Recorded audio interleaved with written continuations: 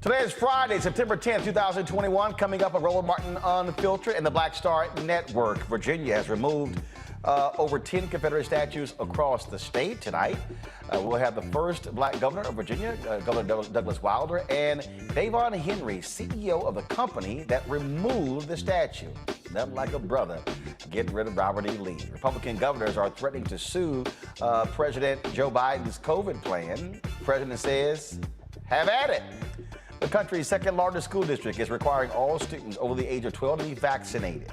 A Florida judge reinstates the ban on mandatory mask mandates, and since the start of the pandemic, about 130 black morticians have died from COVID-19. The president of the National Funeral Directors and Morticians Association will join us to talk about how COVID affects morticians across the country.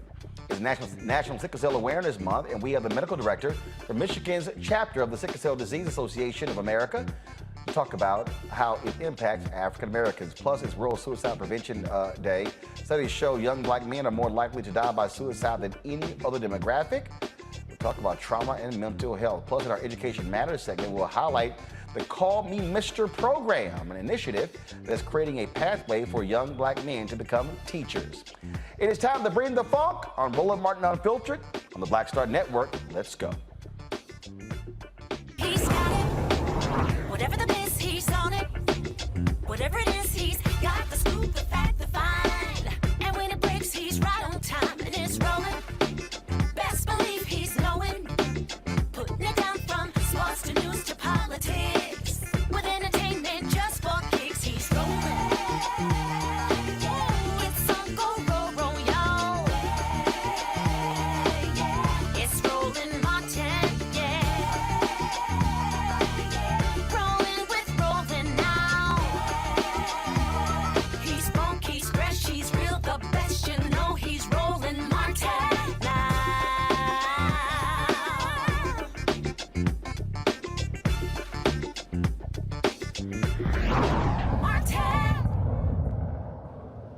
A Florida judge hands Governor Ron DeSantis a victory by reinstating the ban on school mask mandates.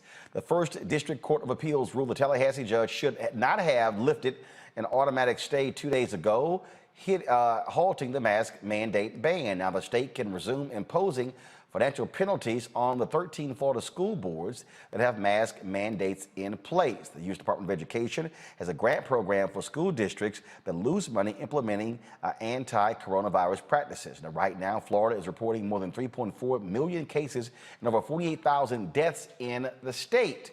Now, in addition to that issue, the second largest school district is requiring its students over the age of 12 to be vaccinated. Let's go to Los Angeles, where the LA Unified School District says their 630,000 students must be vaccinated by January 10th, 2022. Student athletes and those participating in extracurricular activities need to be vaccinated by the end of October. The school board's vote protects students and staff while keeping the classrooms open for in-person learning. Let's go to my panel. Michael Inhomtep, host of the African History Show. Amisha Cross, political commentator. Kelly Bethea, communications strategist. All right, glad to have all three of you here. Amisha, I'll start with you. Let's talk about Florida first. Here you have, of course, here you have the courts first handing DeSantis a loss, now a victory. It is still utterly irrational to sit here and watch how adamant DeSantis is against these school mask mandates when the school boards are elected people who are trying to protect their students, faculty, and staff. And we are seeing numerous teachers and support staff who are dying due to COVID. Exactly, Roland. At this point, it makes absolutely no sense. But in Ron DeSantis' head, he is running a national election. This is him campaigning for president, or at least a nominee for the Republican Party in 2024. It does not matter to him that school teachers, school staff, support staff, bus drivers, all of those individuals are coming down with COVID and many of them are dying. Those numbers do not matter. He knows what the hospital bed crisis is. He knows that even though, originally just a few months ago, he was being heralded as someone who did COVID right. And then the Delta variant hit, and he decided to ignore everything that the CDC said. He decided to ignore everything that doctors in the state of Florida said. He decided to ignore the science. He is literally raging against the machine at this point because his understanding is that Donald Trump is still the leader of the party. And as long as Donald Trump is touting everything anti-vax, everything anti-mask, he feels as though he has to come trudging right behind him, being louder, being stronger, being prouder in this, even though it is literally marching Floridians to their graves. Why these people are following this man is crazy. But Kelly, what's even more stunning, his poll numbers are dropping big time. This is not popular among citizens. He's up for re-election next year, and so he's trying to run a presidential campaign. You might want to focus on the 2022 race first. I mean, I would focus on just saving his constituents' lives first, period. Like Anisha was saying, he's acting as though Trump will help him in the next election cycle. And as history has shown in the past couple of years alone, Trump doesn't help anybody but himself. And the cognitive dissonance with people within the Republican Party regarding Trump is just it's so great, to the detriment of not only themselves, but their constituents.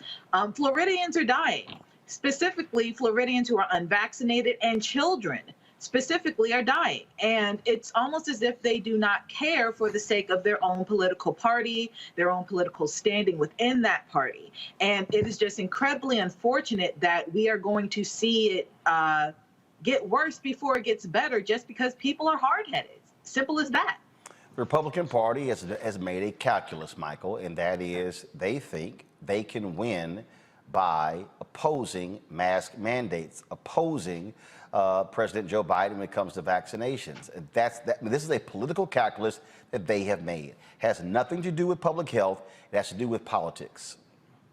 Absolutely. And, a lot of the people they're listening to have been vaccinated. Donald Trump got vaccinated. Their Lord and Savior, Donald Trump, got vaccinated. Okay. Fox News, where they get a lot of information from, Fox News has a vaccine mandate. If you want to work at Fox News, you have to be vaccinated.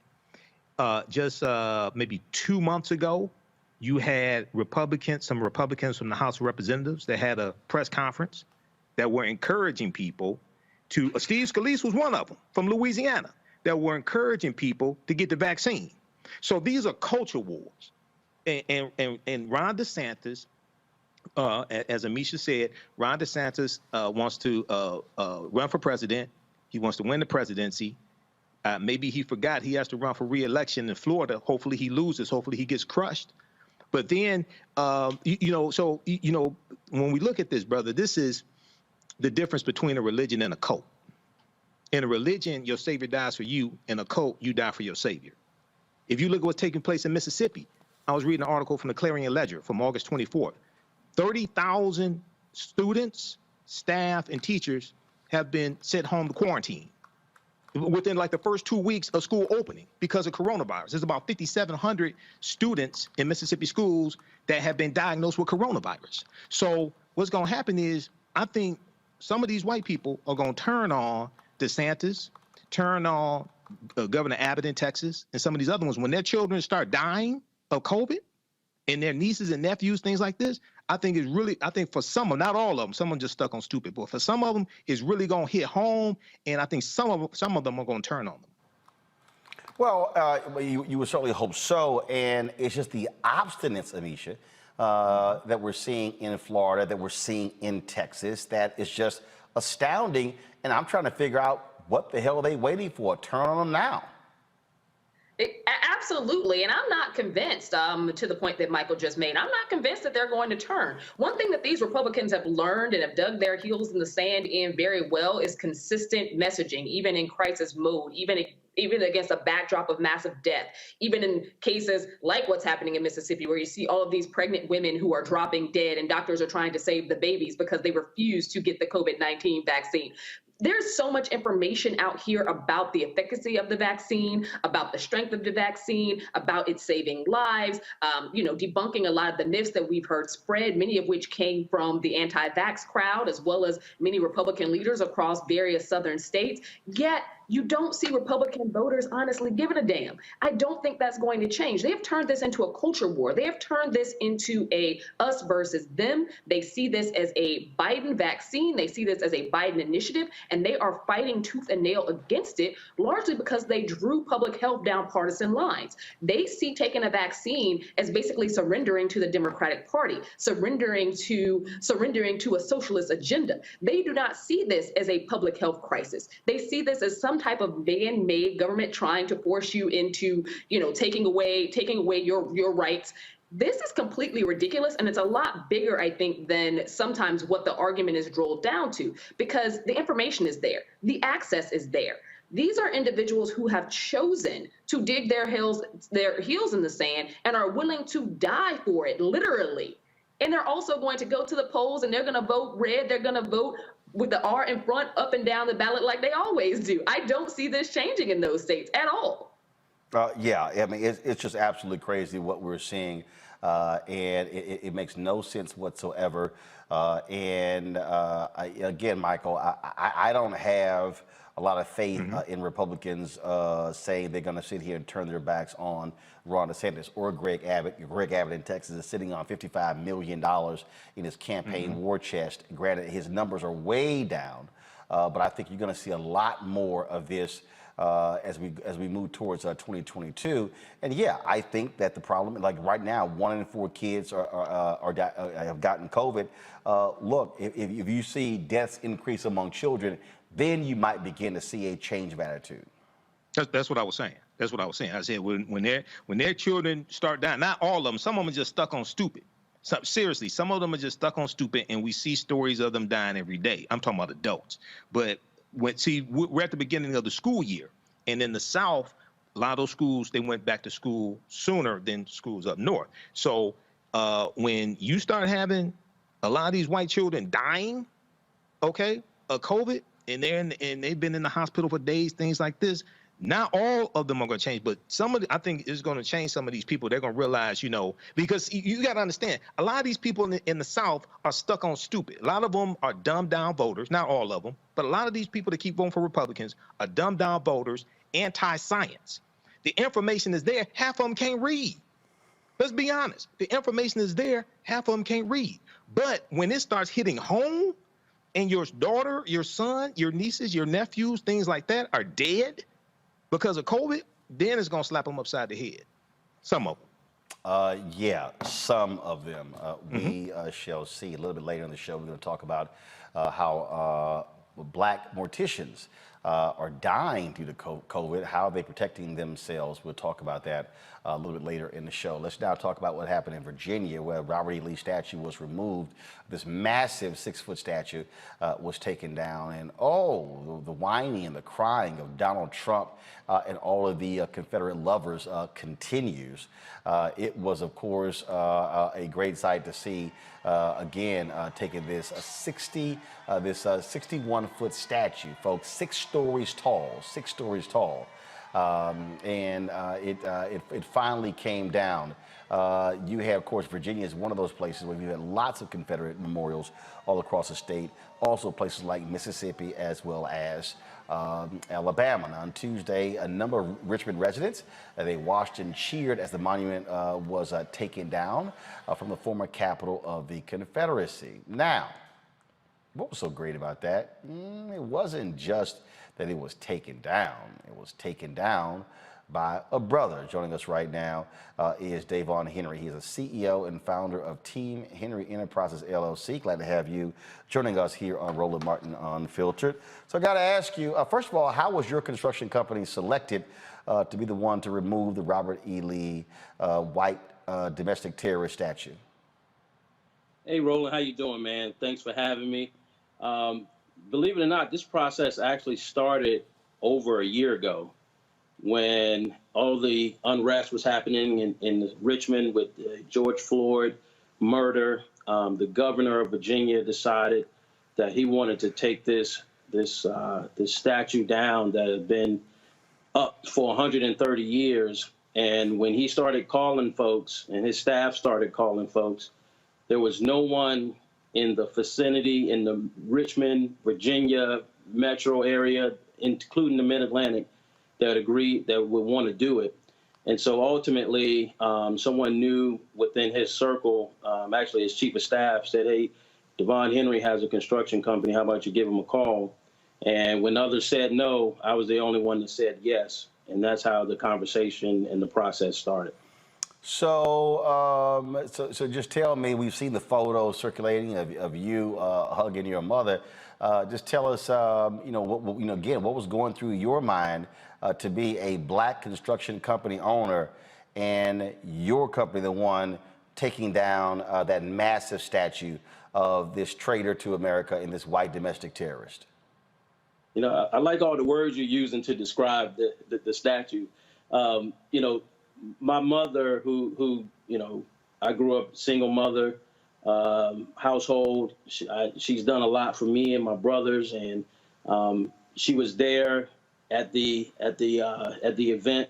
And when I came down, she was screaming, "Hey, hey, hey, hey!" And first thing I did was run over there and give her a hug. I'll admit I'm a mama's boy, but like I said, this process has started for over a year in the planning process, and every time I started thinking about what we were doing and going through what we were needed to do, there's a quote by John Mitchell Jr., who was with the Black Planet. It was a newspaper here in Richmond back in that time, and he quoted. His quote was, "Black folks put up this statue, and when the time came, it would be a black man to take it down." And that quote resonated with me, stuck with me for over a year. And so when the time came, it was extremely emotional, extremely, it's bigger than me. Like Nino Brown said in New Jack City, this is bigger than Davon Henry. There were so many people that have worked over decades to try to get this statue down. And I was just pleased and honored to be the person that was able to fulfill a lot of people's work. Tell us how difficult the process was, because you couldn't just take it down.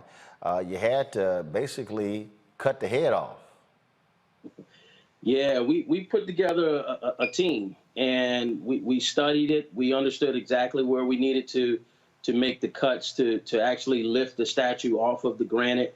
It's 60 feet in the air. The statue itself is 22 feet from top to bottom, and it weighs about 24,000 pounds. So when you think about something that size in the air that hasn't been touched in over 130 years, there's a lot of due diligence, a lot of planning that had to take place. The reason why we cut it was just for a safety reason. When you're transporting something that size, you need to be within code and compliance and make sure that on the roads that it can be safely transported. So just going through all that process of understanding how things were built back then, and which is miraculous that Black folks were that crafty to build something like that. It's massive. And so just coming together with our team and putting together a solid plan that everyone agreed upon, it just really took a lot of time, but as you can see, was executed flawlessly. The thing that is interesting here when you look at folks who fought to keep these things up, and I'm constantly reminding these folks that if a Robert E. Lee succeeded, they didn't want you to own a construction company. They didn't want me to be owning my own media company. In fact, they didn't want us working for ourselves. They wanted us to be in bondage. And it's amazing how that just continues to get overlooked by these folks who celebrate and hail these individuals. Yeah, it's, there's a lot of emotion on both sides. And you're amazed when you hear folks try to justify and try to defend the position of the Confederacy and what these statues were put up to actually do. I mean, these statues were put up years, decades after the Civil War, after these folks had already lost. So what are you putting these things up for? And where do you celebrate second place? In America. I've never seen it, don't understand it, but these folks were glorified, and to your point, they were hailed, that the reason that they succeeded was because of their rights, their Southern rights. But we all know what the real deal was, and that was slavery. Explain this time capsule. Were y'all told that it was there? I mean, what was the deal with that? Yeah, so part of the contract was also to pull apart the pedestal, which weighs over 1 million pounds, and try to disassemble it in a manner that it could be preserved for whatever they want to do with it at a later time.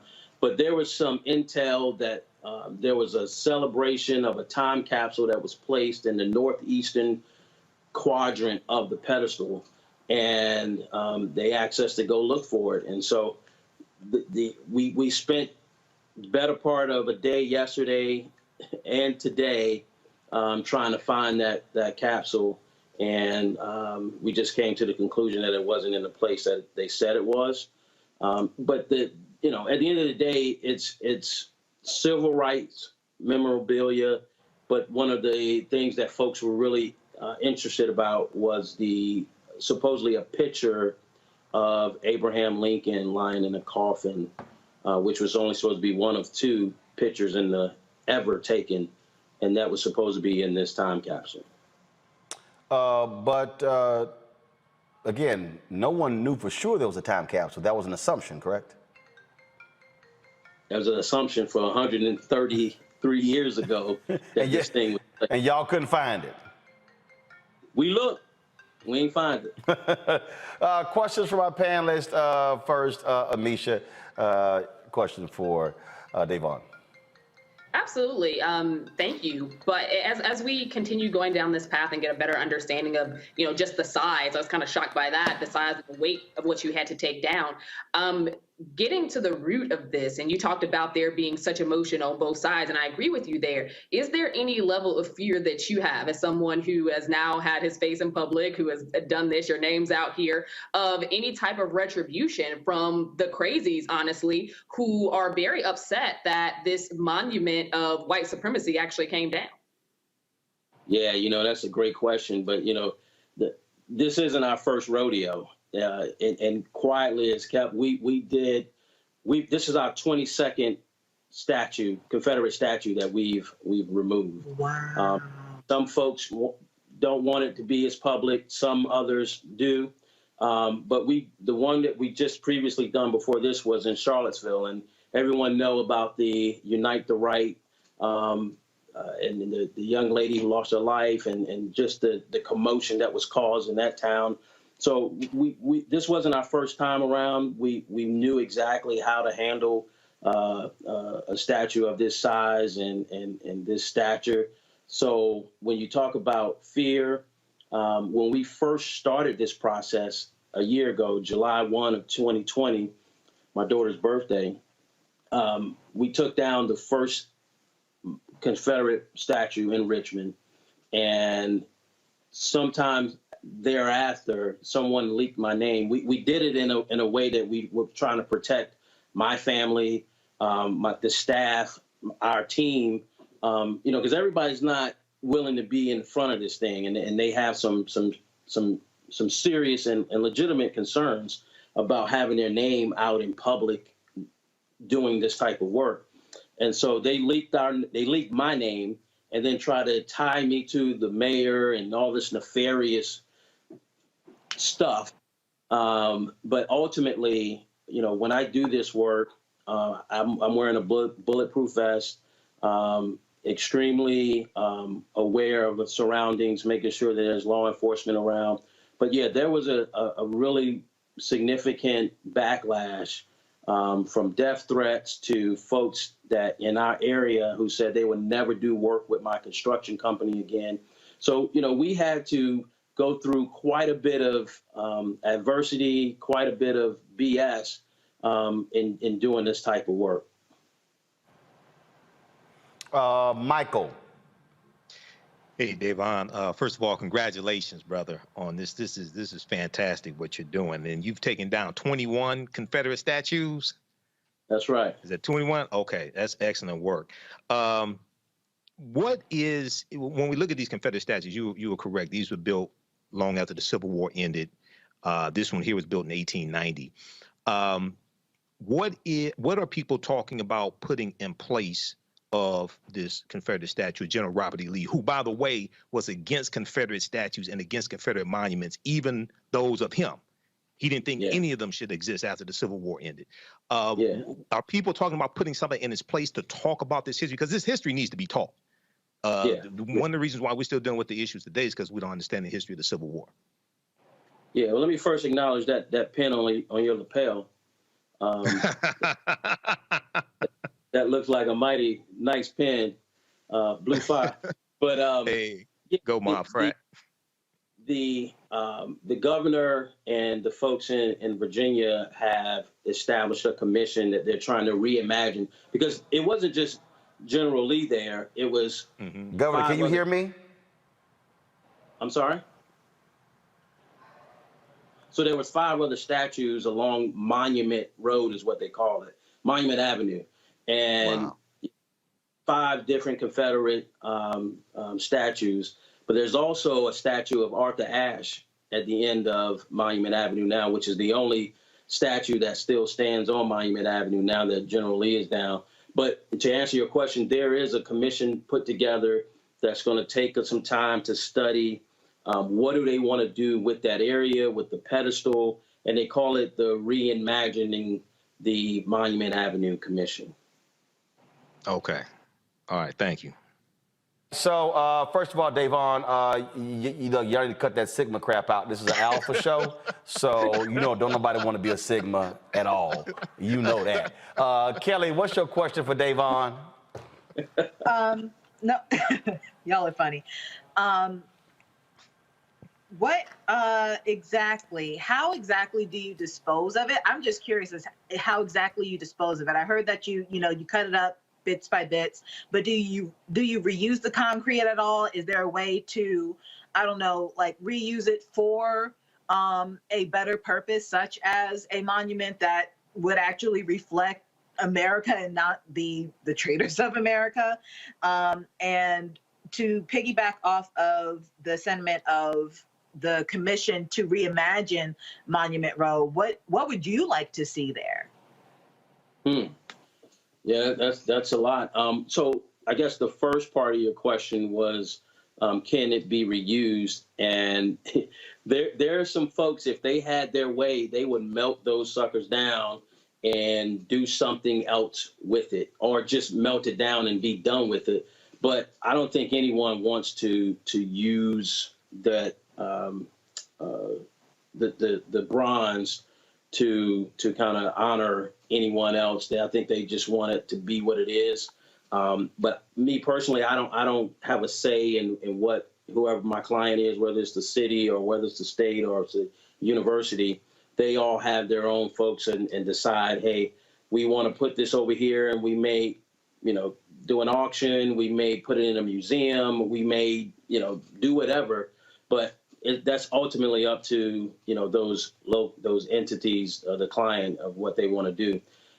For me personally, I think my frat brother, and mighty man of Sigma, he said, there needs to be some sort of history marker. There needs to be some sort of, maybe a placard. But what I'll tell you is, my company also built a memorial. So at the University of Virginia, they wanted to do something to acknowledge the contribution of the enslaved labor at the university, which is a big step for a university like UVA.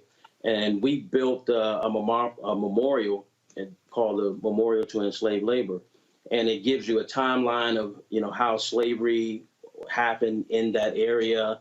It also has the names of folks that were enslaved and worked at the university. So I think there's a way to kind of get rid of these bronze old statues and find a way to show what happened, but also acknowledge the contribution of Black folks to this country.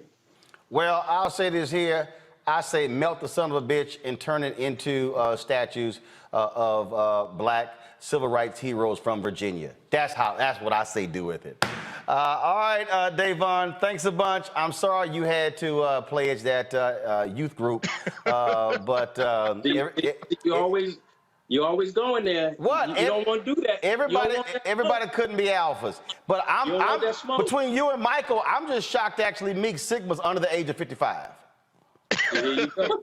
And my chapter brother, Jonathan Mason. Huh? My chapter brother, Jonathan Mason, our previous president. Oh, yeah, he know. And he ate you up, too, the last time he came on your show. Actually, he didn't.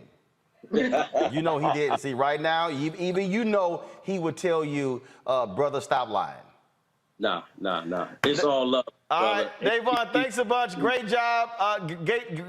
Great job on the retreat of Robert E. Lee for a second time. Thanks a lot.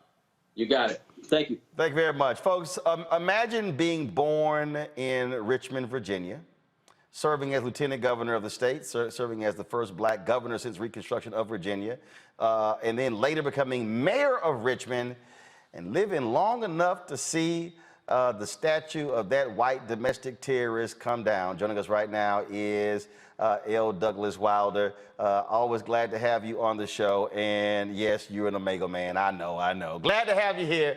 So I gotta ask you, man, you've lived a long time.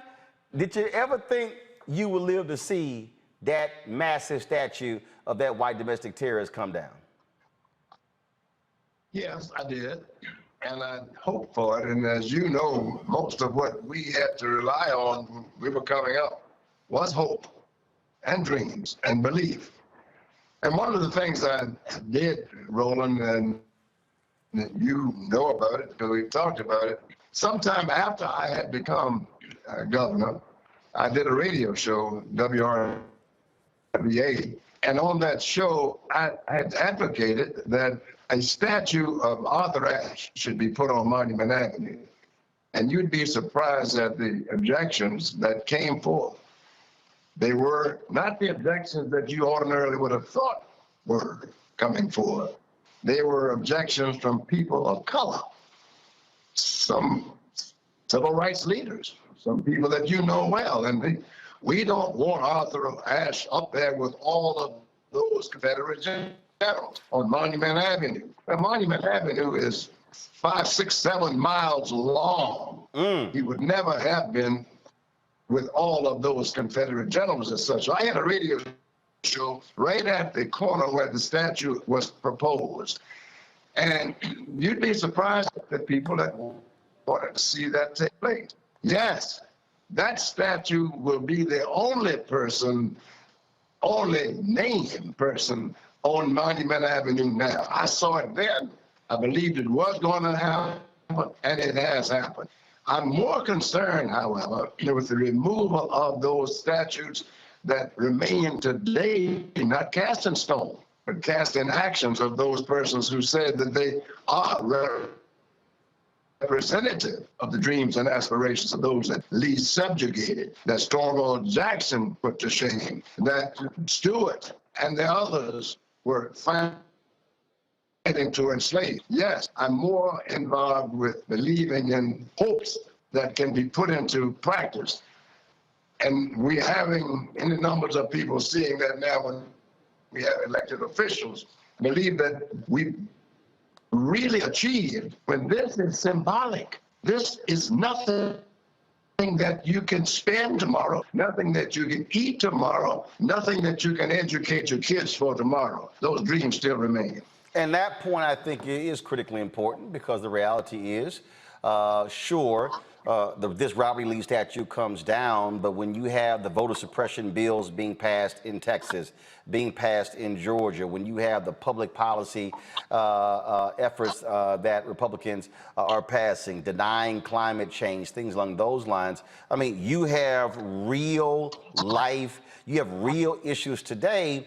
And that's one of the reasons why, yes, I tell people all the time, you can fight against both, but if all the energy is into taking down just those statues as opposed to these current day heroes of these white nationalists, then we're going to have a problem in the next 30, 40, 50 years. But let's do it even better.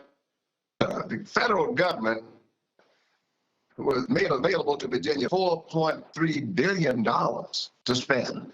They've already said they were going to spend $3.5 billion of it. Not a dime has been spent, no, to my judgment, suggested to be spent by any of the persons who are passing the laws on historical black colleges and universities. Why not? This is 2021. That's the statute is gone. But who's passing these laws now? It's not Donald Trump. He's gone. It's not Harry Byrd. He's gone. It's not Robert E. Lee. He's gone. But who is still there, perpetuating the same kinds of things that they were doing against us? Who's speaking for us in those regards? Who's speaking for that money? And you and I have had this discussion before. You know where I come from. My one-word definition of politics is money. You follow the money, and that's where the politicians are. You follow the politicians, that's where the money is. And you follow the money, and that's where it goes to the politicians to do what they want to do for their people and their own. Where are those voices for us relative to the money? That's taxpayers' money, $4.3 billion. And I challenge your listeners to tell you where there is any of that money being spent on those persons who've been enslaved through the years and then denied equity, even unto today. And see, that is the thing that when we talk about, look, first of all, you're right, follow the money. And I have a segment called Where's Our Money? And a lot of people have gotten mad at me saying, well, you're demanding these advertising dollars. And I'm like, you damn right. When the federal government spends $1 billion on advertising over 5 years and black-owned media gets $51 million out of $1 billion, yeah, I got a problem.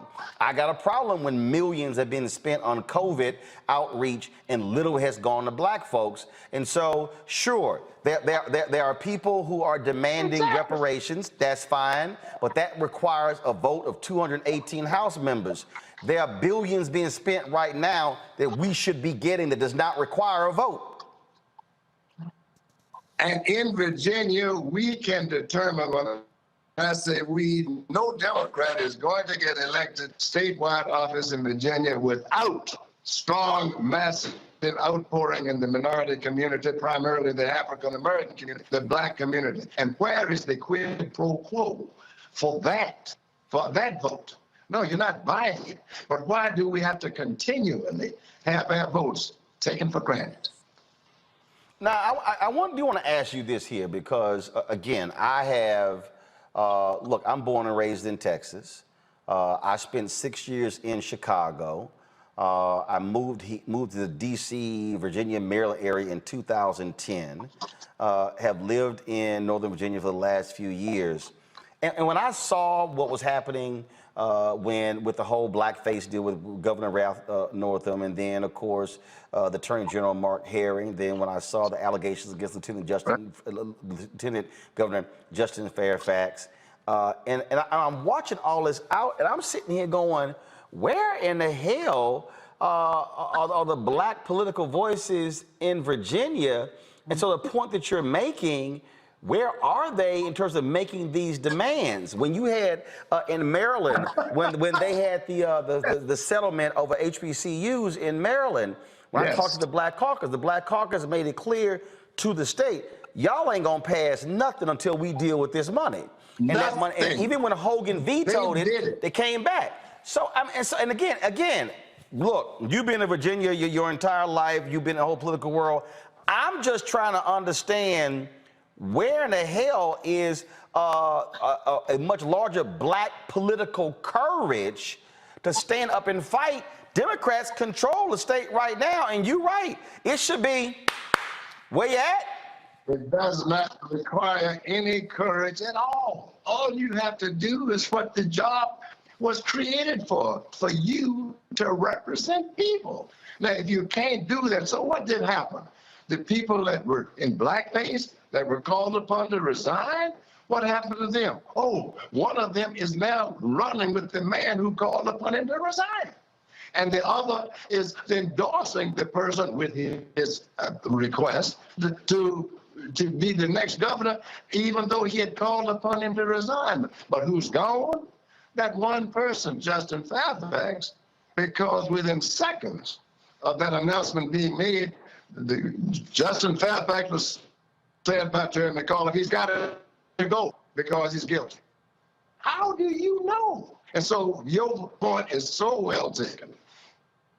In Maryland, the Congressional Black Caucus got involved. The state Black Caucus got involved. The NAACP got involved. Black leadership got involved. And where are we and what are we doing? We are still waiting for something to happen. And we have a gubernatorial election in Virginia this year. Is it an important election? Yes, it is. Will the Democrats control it? Only if black voters turn out, and they need to have a reason. Why can't they have a reason? Well, and that's where we talk about, again, being able to make demands. And what I also keep saying is, I'm enough with scared Negroes. There are people, again, who want to criticize me, man, why are you going after these companies? Are you going after, because guess what? And I'm not scared. And the other deal is this here, I keep trying to tell these people, they keep saying, well, you know, things take time. Damn that, okay? Governor, you 90, I'm 52. First of all, ain't no day, no hour, no minute, no second promised. And my whole deal is, we got to break down the walls right now so somebody not having to do this, not next 50 years, next 25 years. Hell, I don't want folks to have to keep going through the same battles next year. Yeah, if not now, when? And if a thing is right, the time is always right. And you called on the people. Now, this doesn't mean that people who are not speaking out for this are cowards. But are they representing the people who elected them? And I can say this to you, Roland, you'd be surprised at the numbers of whites who have that same question. They ask them, oh, wait a minute, why are the people who supposedly are representing the black interests speaking for these things? If perhaps they spoke to them, they could be educating us and our votes could change. That is what I learned when I was in the state legislature. I had any numbers of people tell me, we never knew this. We never had anyone speak to us at this level to tell us what the problems are. I've done it when I was in the state senate. I did it when I was lieutenant governor. I've done it when I was governor. I'm doing it now, distinguished professor at Virginia Commonwealth University at the Wilder School of Government. And we teach what we preach. We practice what we preach, and we encourage youngsters and all to take up the mantle and cut away of that morass of indifference that still exists in our society, to demand what's right and to criticize what's wrong. Well, Governor Wilder, it's always great to have you on the show. I'm going to be traveling down your way very soon. We're going to bring our cameras. We're going to sit down for a sit-down conversation, talk about a whole bunch of stuff. We're going to look for it. Look forward to you, Roland, and God bless you. Take I appreciate care of it. Thank you very much, sir. Thank you so very much.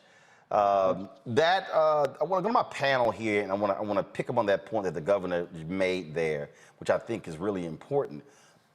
And that is, when we're talking about fighting to tear down these monuments, it's also fighting to ensure future monuments, such as restrictive bills, don't get passed. Because I keep saying this, and I'm literally turning in the manuscript for the book very soon.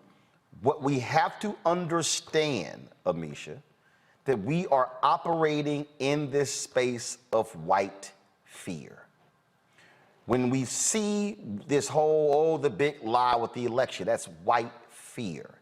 When we see what the Republicans in Texas did, they were really targeting Harris County, Harris County is bigger than some number of states in America.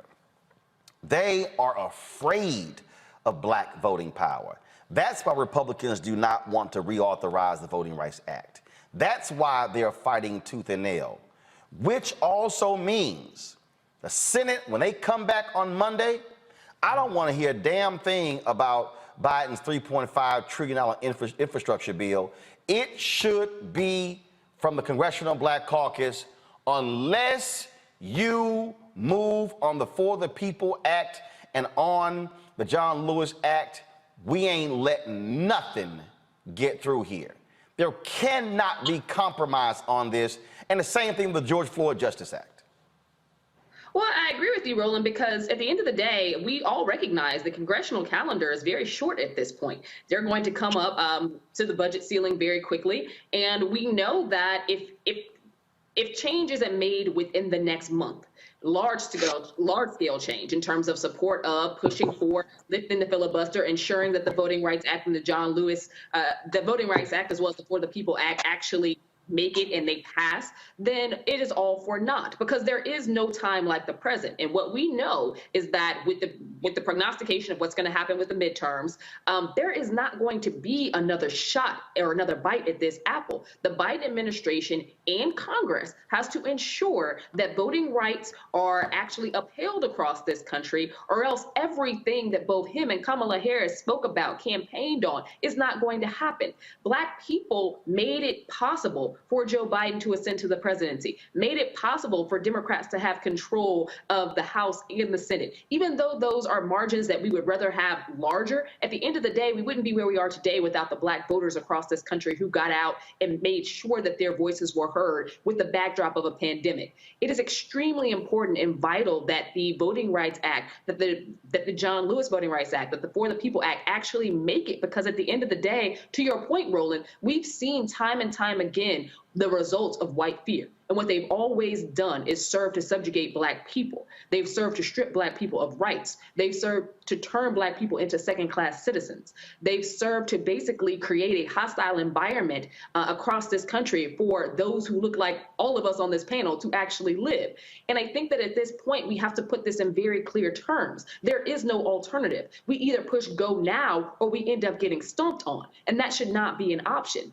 We have to ensure that voting rights are actually upheld across this country. It is extremely important, because all of the other things that we're fighting for in terms of housing, in terms of economic development, in terms of infrastructure, all of those things are for naught if black people are not even allowed the basic necessity, the basic right of being an American when it comes to voting. And that access is it is up in arms across this country. It's not just in places like Texas. It's not just in Florida. It's not just in the places that we know that former President Trump threatened in regards to upending the election results. We have seen voter restrictive bills pass in at least 42 states.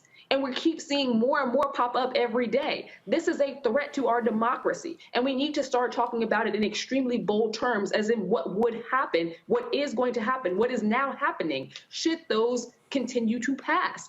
And at the state level, because many of these legislatures are either supermajority Republican or have Republican governors or a large majority Republicans, there is no stopping it there. There has to be a federal action. And right now we're seeing basically heels dug in the sand when they should not be. We're seeing these things teeter on whether or not moderates or progressives are going to get their act together. And at the end of the day, they just have to press go because too much is at stake. You heard what the former governor there said, Kelly, follow the money. You absolutely have to follow the money, but you also have to track how these congressmen are going to vote, how they've been voting, and how their constituents are going to support whatever they do. Because at the end of the day, we are, approaching another election cycle. And whether you're Democrat or not, all politicians at this point are really just trying to stay alive in their respective jurisdictions, in their respective standings. So for me, it just feels like they need to just do what is necessary in order to preserve the little rights that we still have. Because at this point, to think of anything more, to dream of anything more, just feels like a heavy lift at this point. Every year, every cycle, just feels like people are just chinking away at voting rights between Shelby v. Holder and this past election cycle with the voting restriction laws that have, just run rampant.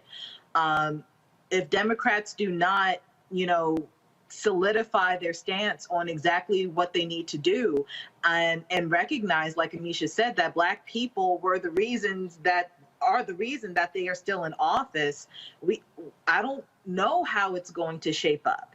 I don't know how the landscape is going to be if they do not have as strong of a backbone as Republicans do. Because at this point, it just feels like they are just acquiescing to whatever is on the table, whatever just ebbs and flows, as opposed to just standing strong in their constituents' beliefs to solidify voting rights and everything else that really just needs to be passed at this point. Michael, at the end of the day, when we talk about, follow the money, when we talk about what has to happen, you cannot assume, well, this was going to happen a year from now. Bottom line is this here. There's a midterm elections next year. Democrats could lose the House. That means that they'll be back in the minority. That means you won't have Speaker Nancy Pelosi. That means they will not be in charge of the House. It's a 50-50 right now in the Senate. They could lose the Senate. So they could wake up after the first Tuesday in November and face the realization that they only control the White House, which means Republicans will control the legislative agenda. If you don't do it now, you may not do it a year from now. Absolutely. Well, not only would Republicans control the legislative agenda if, God forbid, they take back control of the House and especially the Senate, but Mitch McConnell would block Joe Biden's Supreme Court nominations, like he did with President Barack Obama 2016 with Merrick Garland. He would block Joe Biden's, most likely his federal judge nominations, like he blocked 103 federal judge nominations from President Barack Obama when Democrats lost control of the Senate in 2014. So we really have to understand this history that just happened in the past few years. But I've said this before on this show. I think Democrats have to swing for the fences, and I'm neither Democrat nor Republican, but they have to swing for the fences. But the conversation dealing with the Voting Rights Act, and I know you know this, Roland, and everybody here on this panel knows this. This is not just a Black issue. If it's just framed, I understand that we voted and got Biden in office, but if it's just framed to the Senate, There's only 3 black people in the Senate. Well, 2.5, because half the time Senator Tim Scott don't act like it. Okay, there's only 2.5 black people in the Senate. If this is just framed as a black issue, we're gonna lose. As I said before, this is a 15th Amendment issue, it's a 19th Amendment issue, and it's a 26th Amendment issue. All these white women that are crying about and I understand what happened in Texas with the abortion bills. They need to be sticking their foot up Joe Manchin's behind, as well as Kristen Sinema's behind, because this affects their votes as well. This is not just a black issue. African Americans only make up 3.5% of the population of West Virginia, okay? But there's a whole lot of white women in West Virginia, all right? So we have to really expand this issue, and there has to be different interest groups.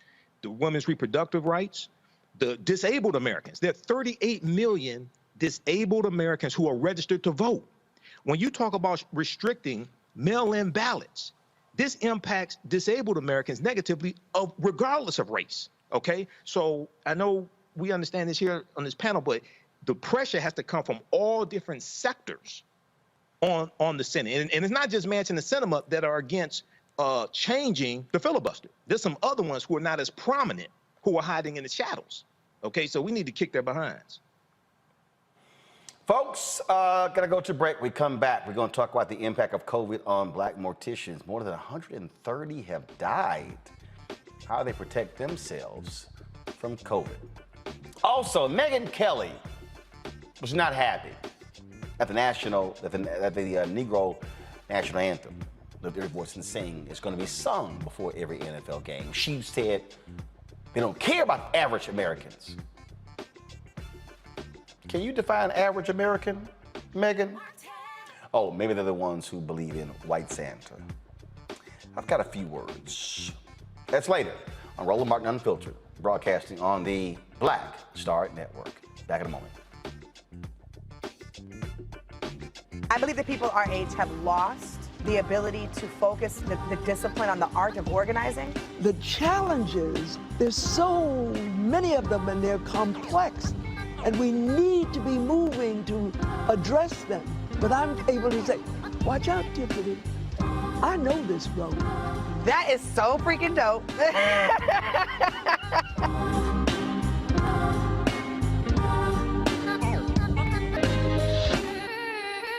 Floyd's death hopefully put another nail in the coffin of racism. You talk about awakening America. It led to a historic summer of protest.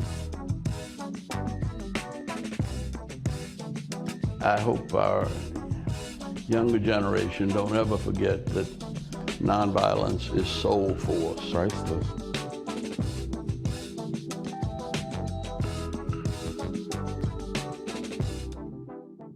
Hi, I'm Vivian Green. Hey everybody, this is your man Fred Hammond, and you're watching Roland Martin, my man, Unfiltered.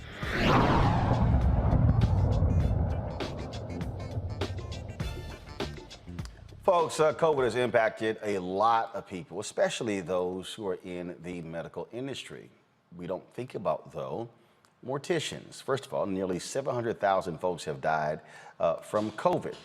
Well, that means that they are going through funeral homes. And the reality is, funeral homes and morticians are dealing with this in a significant way. Last year, we talked about this on the show when we had Black Funeral Home on. They were talking about what kind of PPP they were going to get, the kind of the equipment.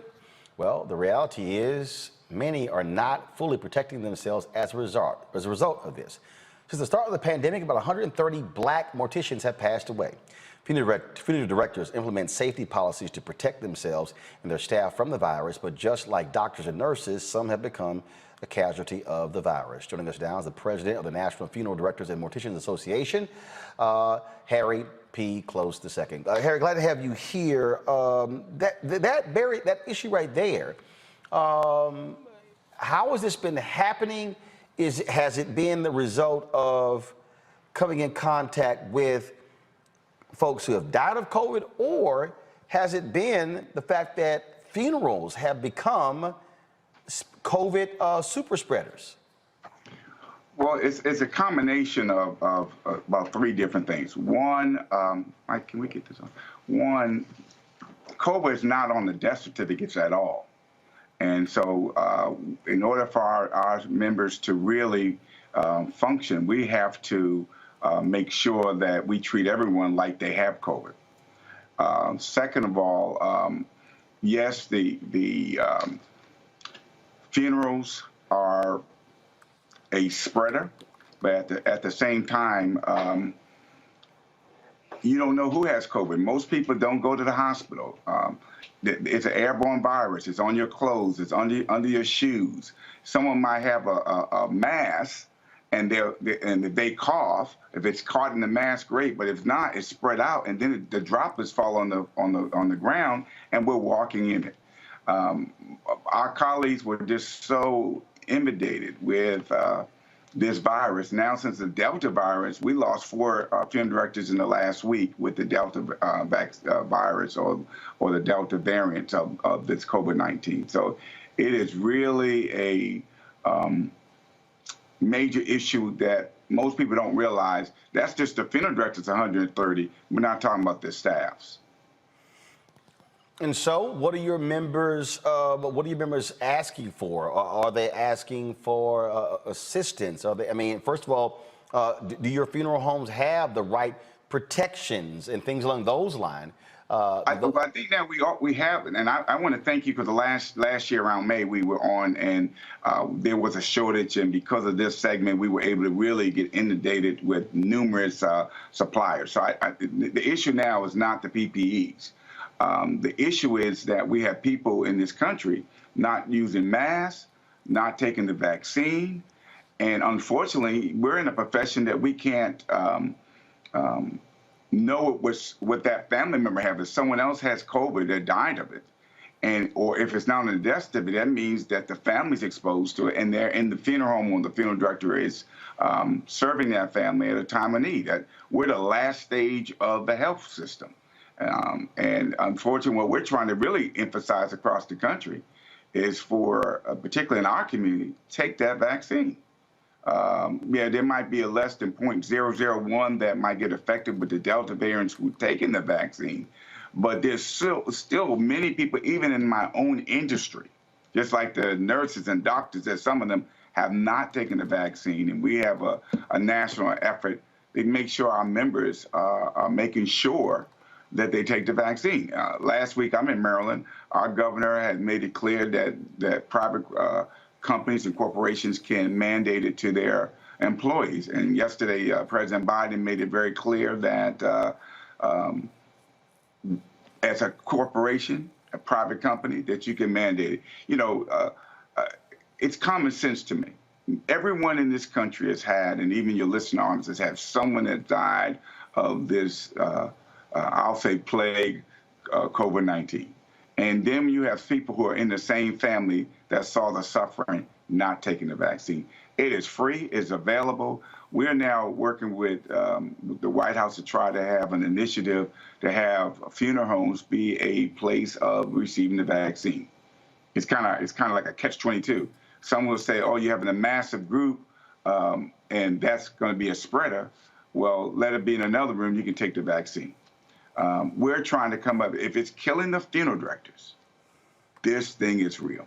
Now, we have been working with the White House in the last 4 or 5 months. We are on the advisory committee for the FEMA for reimbursement, which we're glad is working well.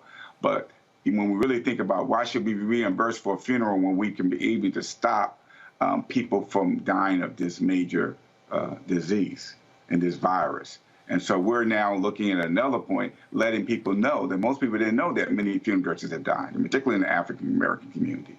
And if you go to your vital records, get American Freedom Act or through Social Security, you will find how many have died. That category on that death certificate says occupation, funeral director, mortician, and bomber, which means we're more exposed than our colleagues on the front end. But what I'm saying and asking your listening audience, we know we have family members. I had one of my children, it took me months to convince them, you need to take the vaccine. And, you know, this thing is so wait a minute. Here you are dealing with this, and it's not like you want to sit here and have to bury a child early. and you're going through this, and you had to convince even one of your own children? Own child. Yes, yes. Wow. And I can't use the vernacular that I really use, but you just hit it.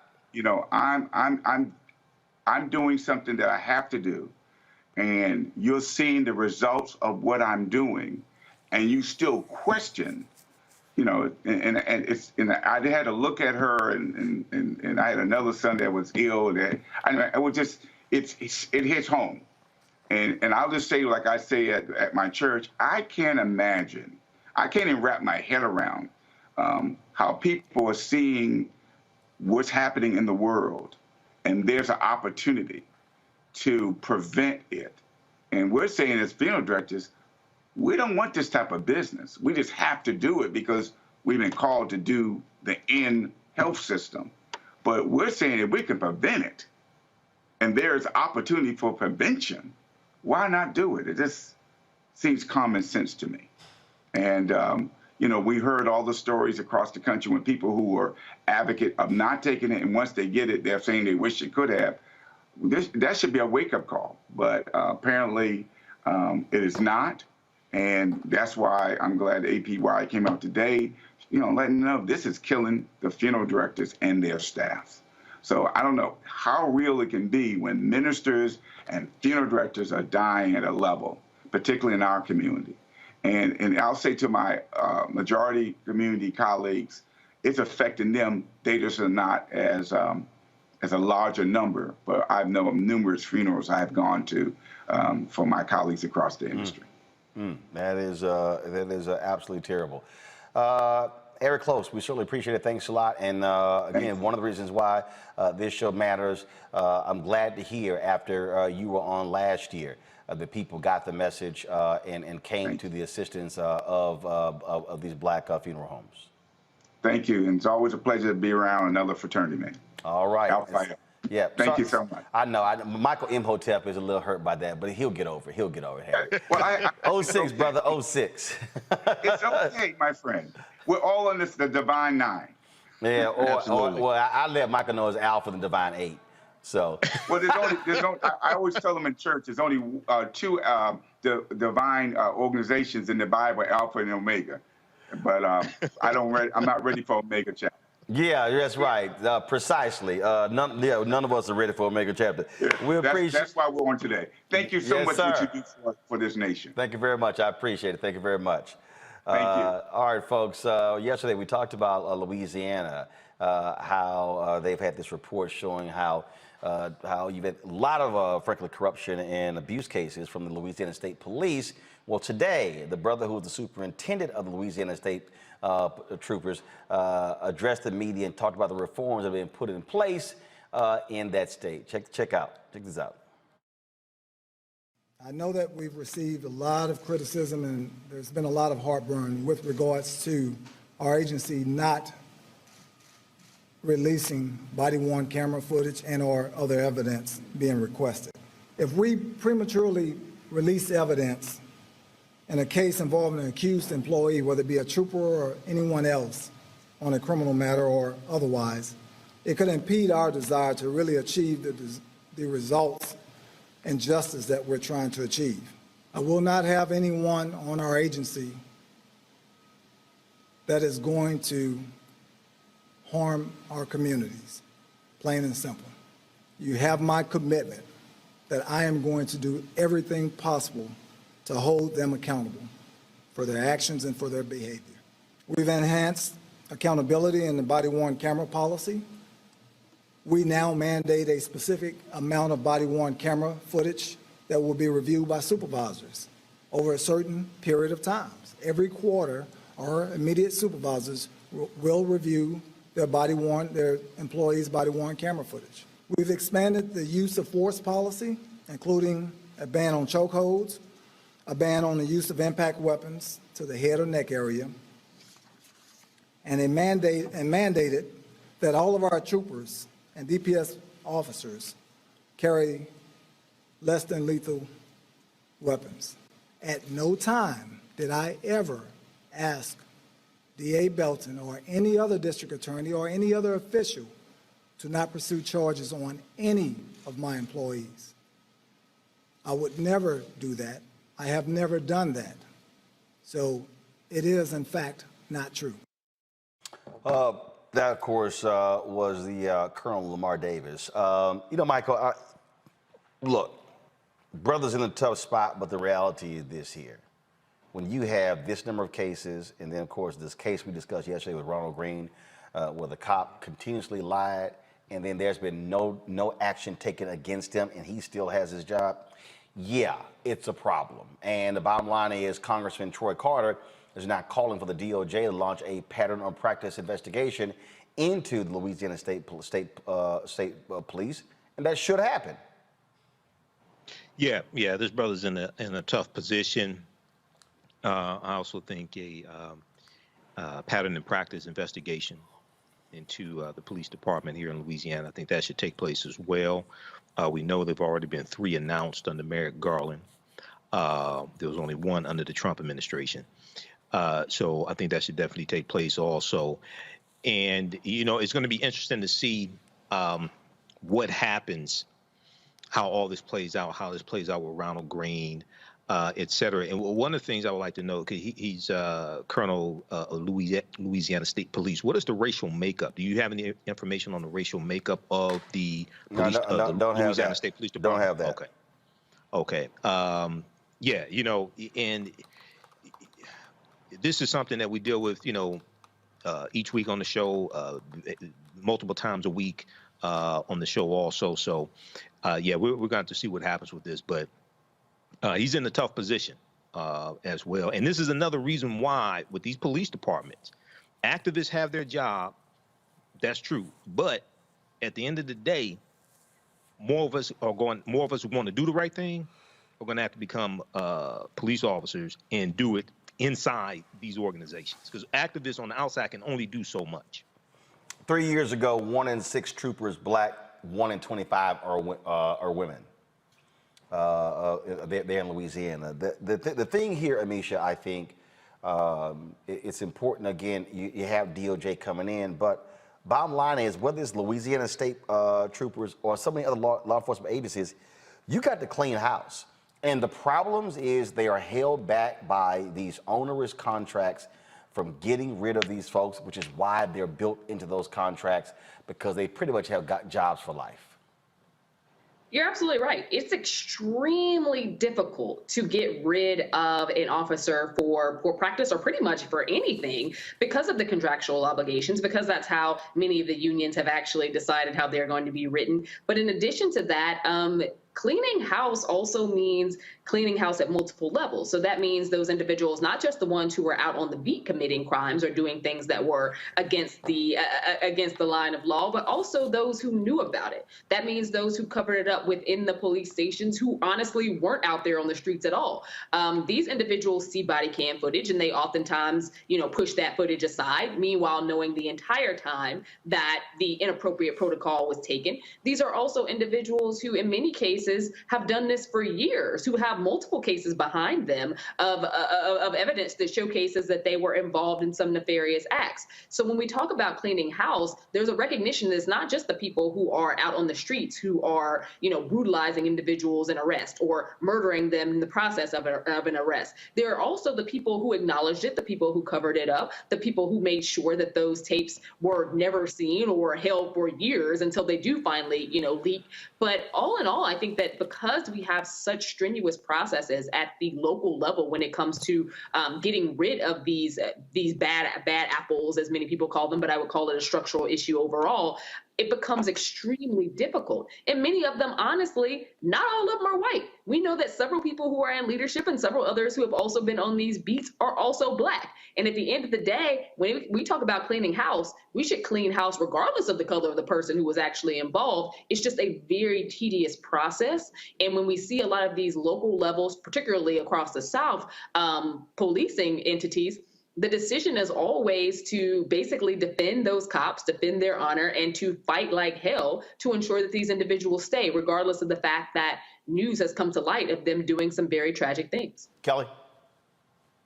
No, I agree with everyone on the panel here. My thing is, when there is accountability and transparency, there is no issue regarding the release of videotape. So when the I think, was it the chief or the officer who was on that tape just now saying, you know, he wants to make sure that nothing is out there prematurely.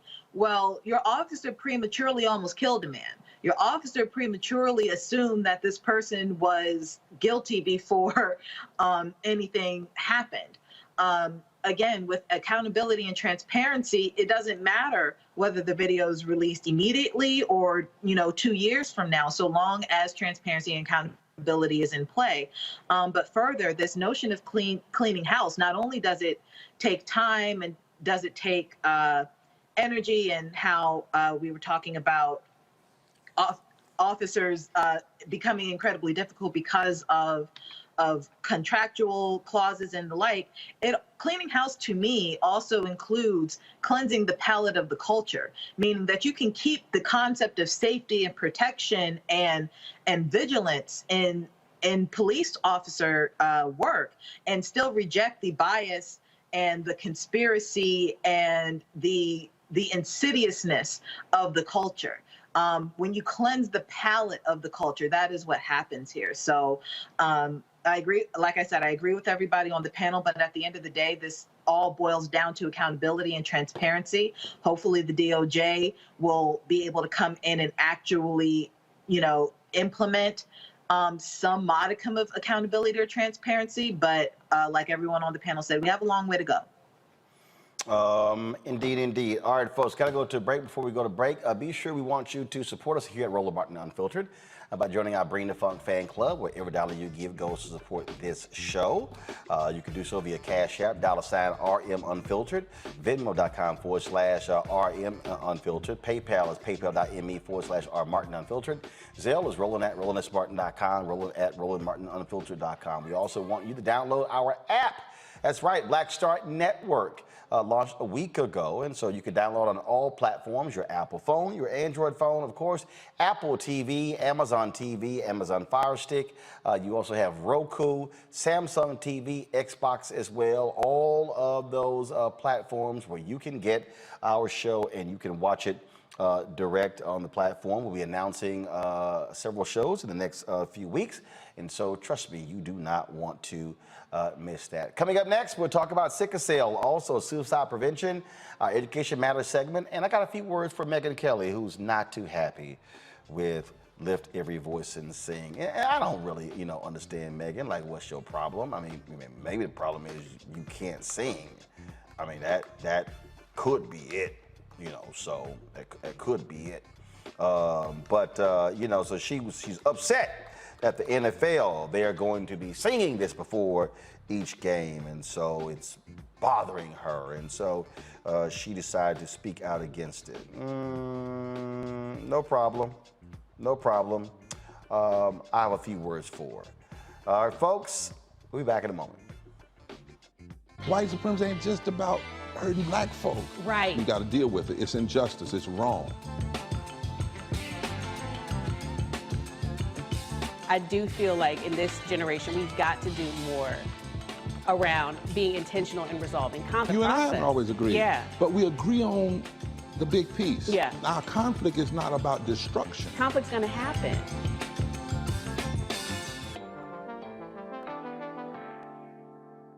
Murder. We saw struggle for civil rights as something grown-ups did. I feel that the generations before us have offered a lot of instruction.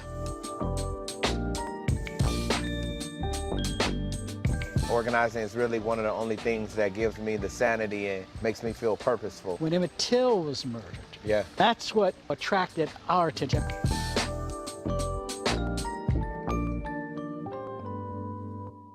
What's up, y'all? I'm Will Packard. Hello, I'm Bishop T.D.J. What up, Lana Well, and you are watching Roland Martin Unfiltered.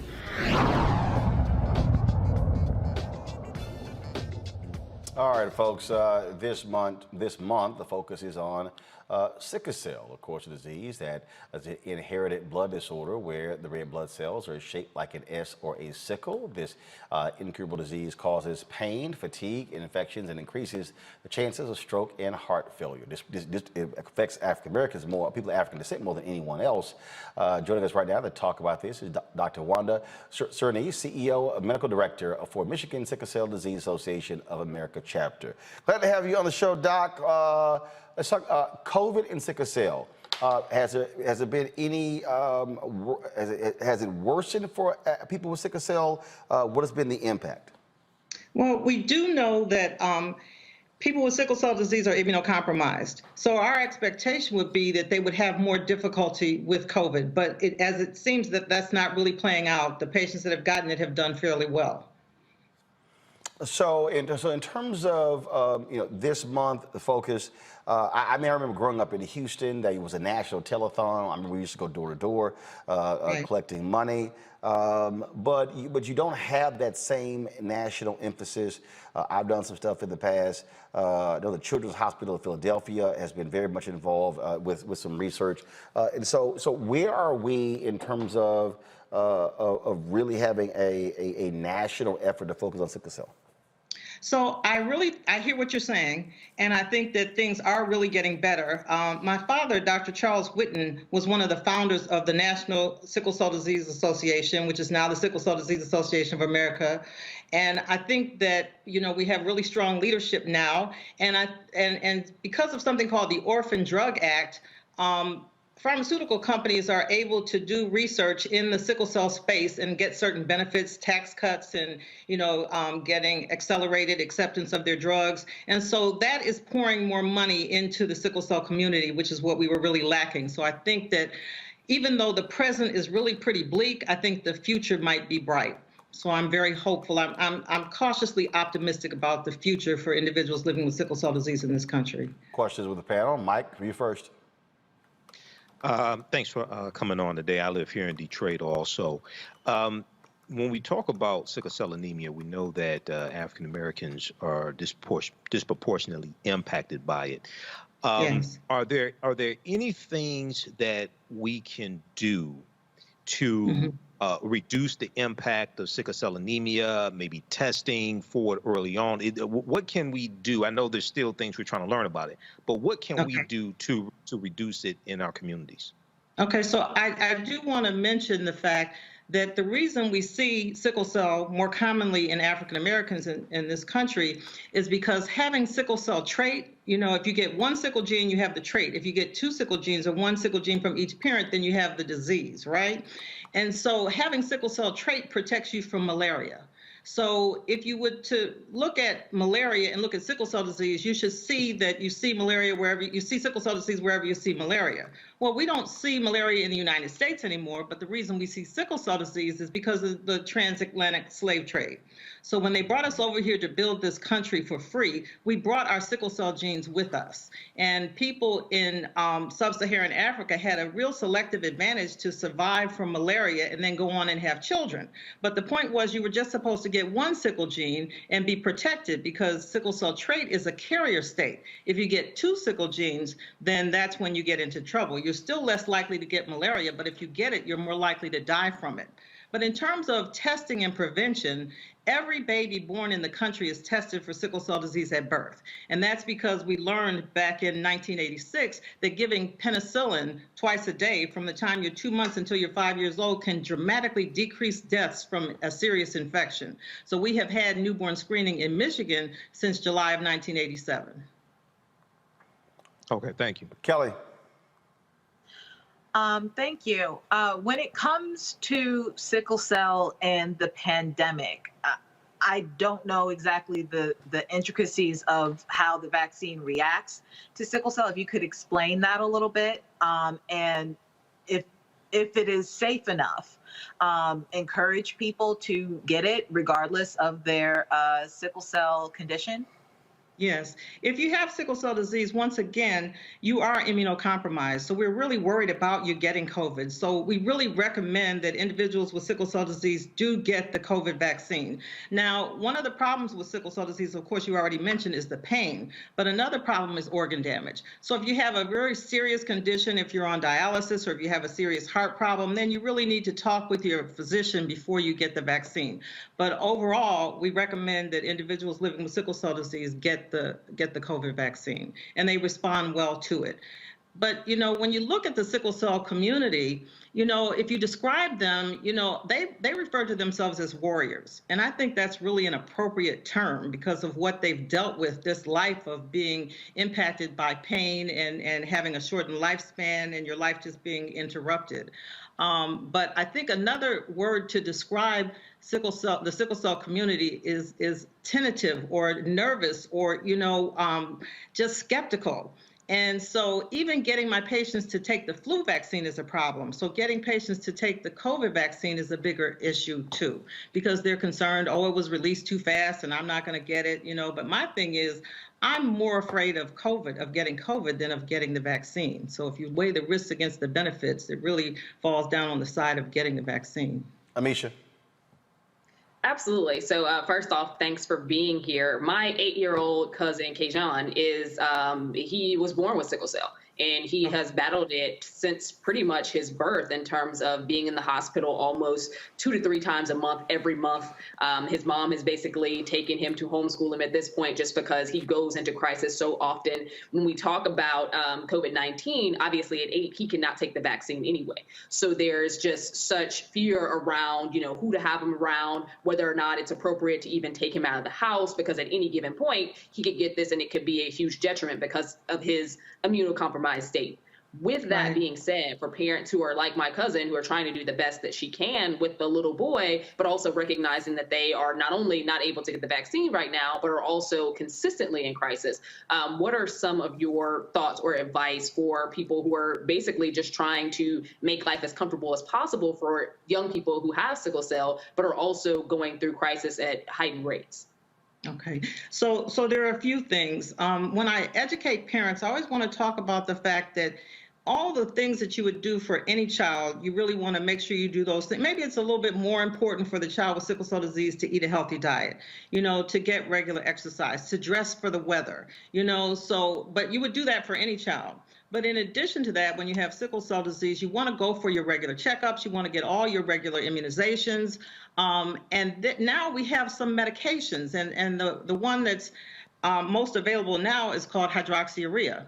And we know that hydroxyurea decreases pain episodes, it decreases pneumonia, it decreases the need for blood transfusions, and people who take hydroxyurea live longer. But hydroxyurea is a repurposed cancer drug. And so a lot of patients, I'm getting back to that idea that our patients are skeptical with good reason. And I'm not going to put that toxin in my body. I don't want to take a repurposed cancer drug. And so only about 10% of the people who are eligible to benefit from hydroxyurea actually take it.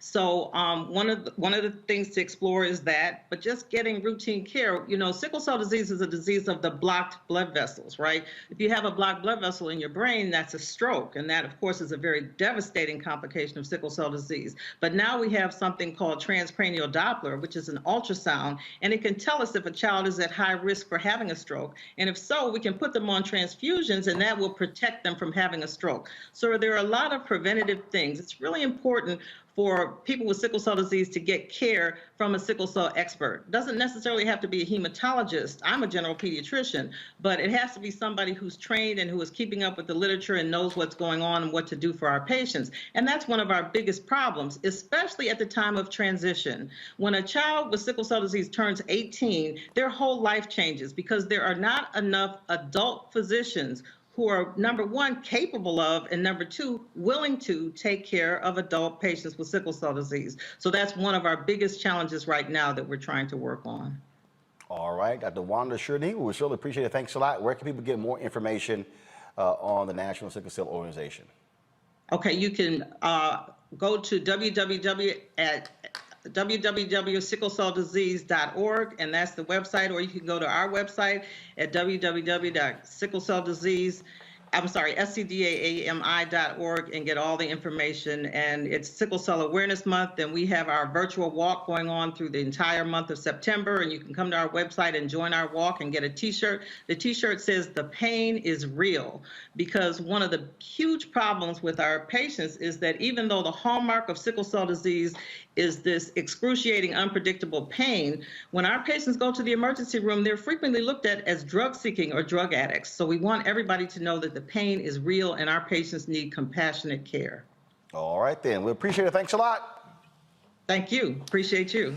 All Take right, care. then. Folks, you know it's always amazing, certain things that just drive some white people crazy in America. And they just lose their mind. Well, you know, the NFL, they opened the season last night with the Tampa Bay Buccaneers and Dallas Cowboys. Cowboys lost. Oh, how sweet it is. Y'all know I'm hashtag hate Cowboys. It's probably why Henry Peterson isn't here today directing, because he's probably mourning his Cowboys losing. But anyway, so Megyn Kelly, of course, used to be on Fox News. She bombed at NBC. They gave her $69 million, spent a year and a half there, ended in horror with her comments about blackface and Halloween. For some reason, for Megyn, this song here, she's like, how dare they? They're too woke, focusing on this thing here. So listen, she hates this song. And sing till earth and heaven ring with the harmonies of liberty. Let our rejoicing arise high as the listening skies. Let us resound loud as the rolling sea. Sing a song full of the faith that the dark past has brought us. Sing a song full of the hope that the present has brought us. Facing the rising sun,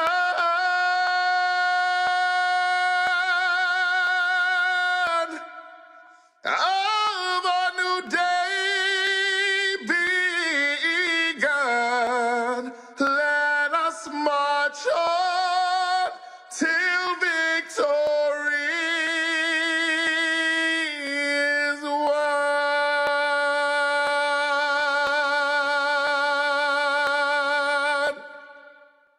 Well, you know, you got folks like Megyn not too happy about that.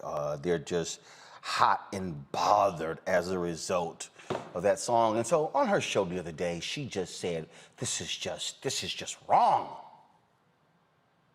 I don't think that the average American, black or white, wants to hear the Black National Anthem before they hear the National Anthem. I really don't. And it's no offense against people of color. We're one country. We're one country. We don't need separate anthems. It's a chance to come together, celebrate America, all of it, good, bad, warts and all, and then play a sports game, and not to shove politics or divisive cultural issues down the throats of the viewers who are looking for a getaway. Okay.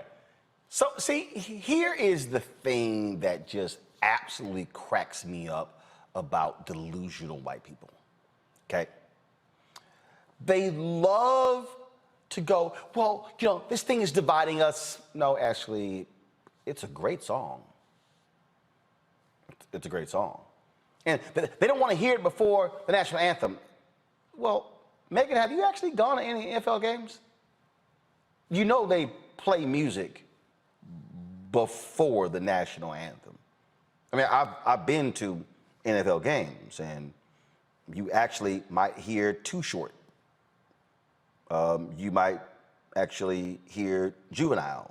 You might hear Darius Rucker. You might hear a Beyonce song. You might hear Snoop Dogg. No one complains about the DJ playing music before the game. But you are so bothered because they're going to sing Lift Every Voice and Sing, which is called the National Black Anthem. Now, there's a reason why they call it the National Black Anthem. Because, you know, there's a thing called American history. What's also silly to me, Megyn, is how you and some white folks, first of all, when you say the average American, black or white, do me a favor, and she was on with Steve Krakauer, and I tweeted both of them, they haven't responded. Can y'all define for me average American? Who's the average American? But by all means.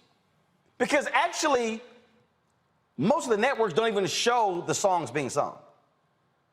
So the folks who are actually hearing it are those who are at the game.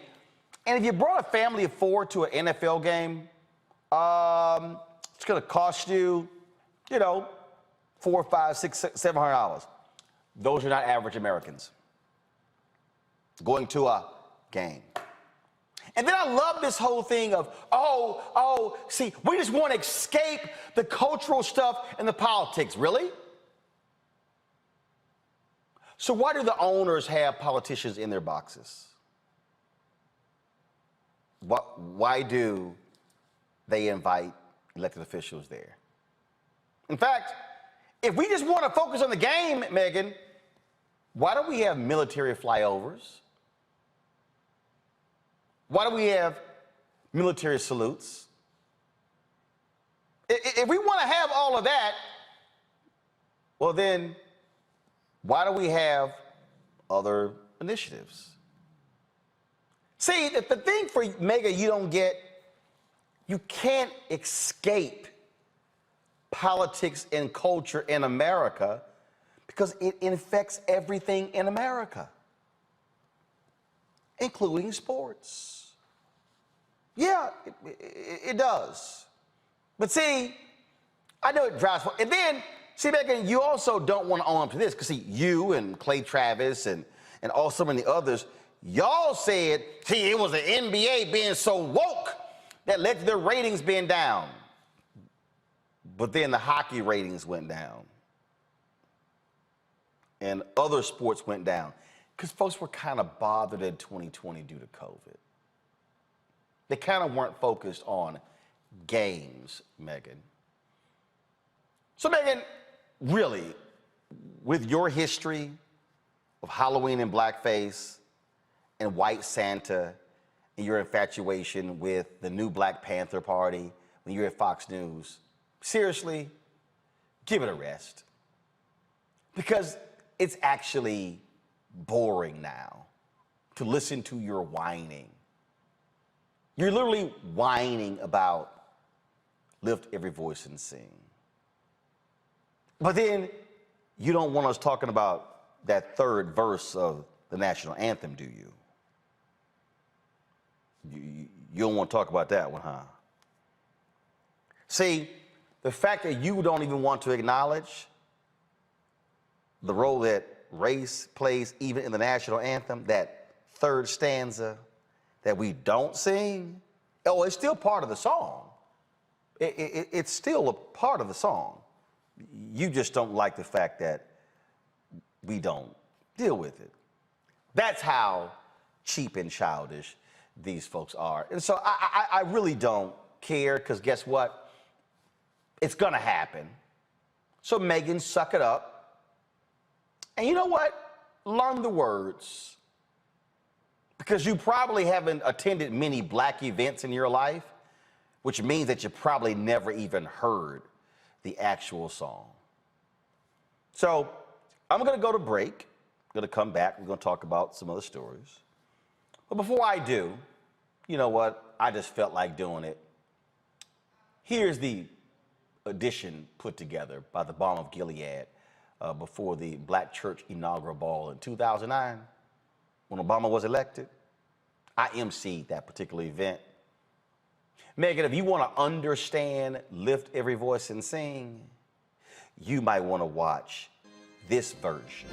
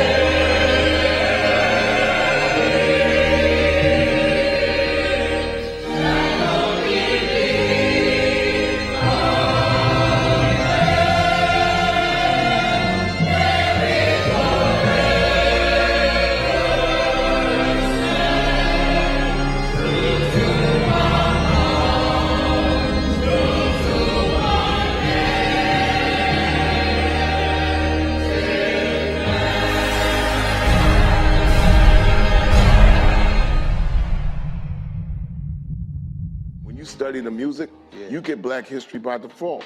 And so no other craft could carry as many words as rap music. I try to intertwine that and make that create whatever I'm supposed to.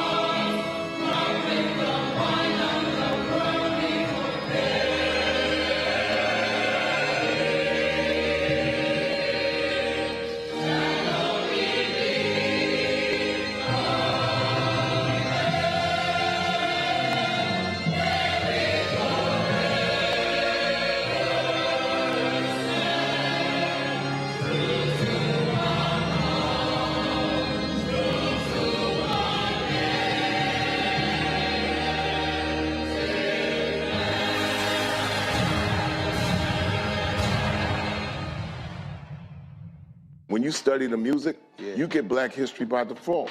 And so no other craft could carry as many words as rap music. I try to intertwine that and make that create whatever I'm supposed to send out to the universe.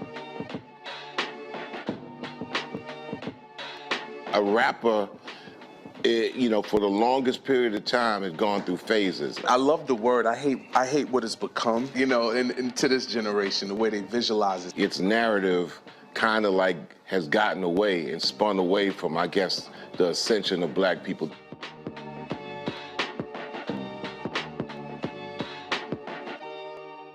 Women have always been essential.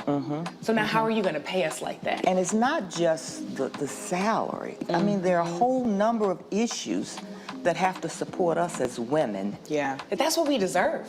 That we shouldn't have to beg anybody for that. And I think that we are trying to do our best as a generation to honor the fact that we didn't come here alone and we didn't come here by accident. I always say every generation has to define for itself what it means to move the needle forward.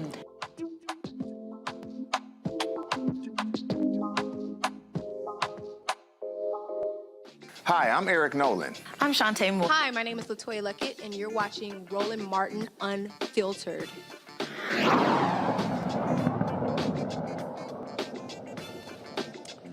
Suicide is America's 10th leading cause of death. A recent study says Black boys between the ages of 5 and 12 are more likely to die by suicide than any other age group. Suicides among Black children under 18 have gone up 71% in the past decade. Here's a list of states where adults report the highest cases of anxiety or depression. You have, of course, Oklahoma, which leads with 39% of adults reporting. You also have Louisiana, Arkansas, Georgia, Arizona, Kentucky, West Virginia, New Mexico, Tennessee, as well as Nevada. Joining us now is Crystal Curry, licensed critical mental health counselor and founder of Compass Life Skills and Counseling. Glad to have you here. Thank you. For the longest, it was this thing, Black kids were not killing themselves at the same rate as white kids. What happened? Yeah, so finally we had some research come out that actually found that Black kids are killing themselves at a 5 times higher rate than their counterparts. And what it also found is that Black kids don't just kill themselves, they do it impulsively without a plan, which is completely separate from their white counterparts or their Asian counterparts. And so does that mean that something happened, something triggered that, as opposed to, if you're looking at white kids, depression, prolonged periods, and then it was planned out? And so, is that about trauma? What is that?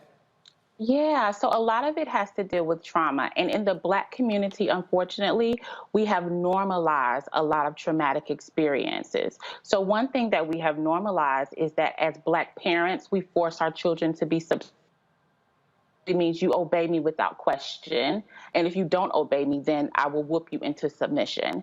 And so we have to, it makes us tell our children, I'm going to tell you what to think. I'm going to tell you what to feel. And our children have no outlet, because what research also shows is that Black children talk to their family exclusively about their suicidal ideations or their suicidal thoughts. And when they can no longer talk up to their family about what they're feeling because it's not appropriate, then they internalize it and they're unable to cope, and they actually become their feelings, such as sadness or grief, instead of actually learning how to cope with it, feel it, and let it go. Are there any parts of the country, when we talk about where African Americans live, really it's like a reverse L in the country, are there any parts of the country where they are much higher than other areas?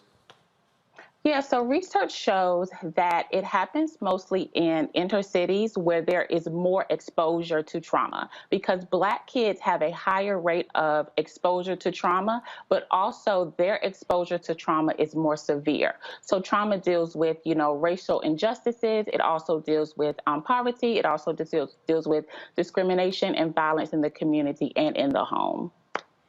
Questions for the panel. Kelly. First and foremost, thank you for just bringing this to light. In full transparency, I was one of those youth who did have suicidal ideations, dealing with depression and anxiety. And, thankfully I'm here today through a team of people, parents and teachers and pastors and the like. But my question to you is, given my own experience, can you explain or just give me your thoughts on how to reconcile the notion of religion with rationale? Because a lot of my conflict was the fact that you cannot just pray pain away. There are people who God made to be therapists, and sometimes the pastor doesn't have all the tools. So can you just, explain that and just elaborate on that further for the audience? Yeah, so religion sometimes overshadows the work that needs to be put in order for you to heal from your traumatic experiences, right? Because it just says, let's just pray it away, let's just fast it away, and then everything will be good. But it actually takes work, because trauma isn't just what happens to us, but it also deals with what happens inside of us. So anytime there is a traumatic experience, you change mentally, emotionally, and psychologically. And so a therapist and your support system helps you realize and understand the traumatic changes that have happened and the emotional blind spots that have come as a result of what happened to you.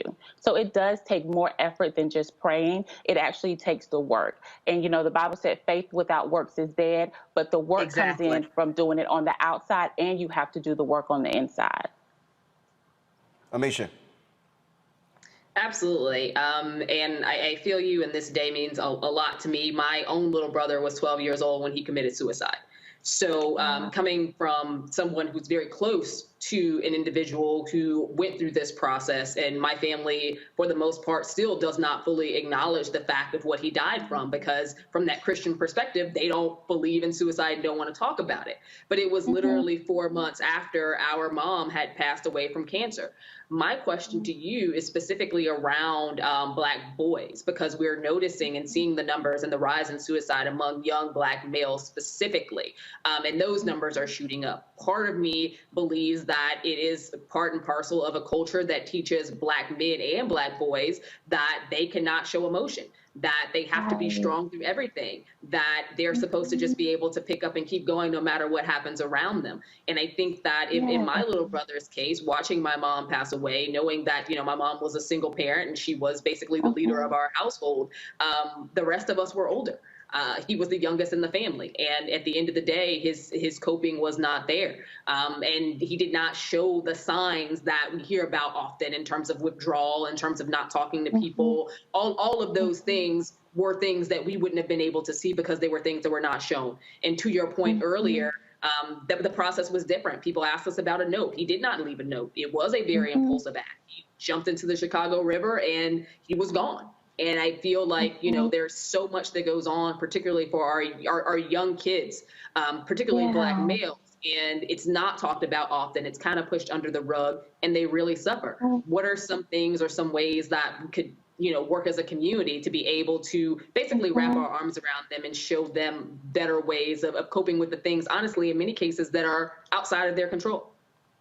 Right. So it involves building a safe space for them where they can go and they recognize that I can go here and I can talk and I can be whatever I need to be and I can feel whatever I need to feel without feeling guilty or without feeling shameful. And they need to be able to actively work through the feelings of anger, of being overwhelmed, of being frustrated, because what we're finding is they're suppressing all of this. And when it comes to, you know, for example, like your brother, you know, death is such a big concept. And even as an adult, we have difficulty processing death. And so as children, if we don't help them process these really big emotions and stop as though we do in the Black community with forcing them to suppress and act tough and be tough and wear these emotional masks, they never learn how to cope. And so they honestly start to emotionally detach from situations. And that's why you have so many Black people walking around saying it is what it is, because they emotionally no longer know how to cope or process with what's happening to them. Michael. Thanks for coming on today, Crystal. This is a very, very important topic. You mentioned that African-American youth will commit suicide but not have a plan. I think it's the way you phrased it, not have a plan compared to like white youth, et cetera.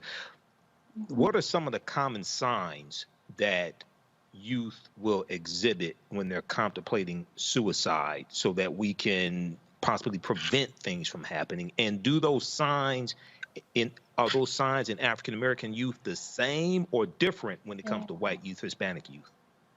Yeah, so they're pretty much the same, but because these children are Black, they get labeled as oppositional defiant disorder, or they get labeled as ADHD, when in fact, because they are unable to emotionally regulate, it comes out in their behavior. And so what happens is these children tend to get expelled from school more frequently. They tend to be referred to juvenile detention centers or juvenile justice, when in fact, they're just trying to communicate that emotionally, they don't know how to cope. But instead of giving them mental health resources and emotional support, we consequence them for their feelings and their behaviors, which then reinforces the fact that they shouldn't talk to anybody about how they feel. Wow. Okay. Thank you. Thank you. Doc, what could people get if somebody's out there who's watching, or they may have a child who they're seeing these things, seeing sort of these signs or traits? Where can they get more information? Yeah, so NAMI is a great resource, NAMI.com. You can go there. You can also text TALK to 741-741, and that's also a crisis line to help. All right, Dr. Crystal Curry, we certainly appreciate it. Thanks a lot. Thank you.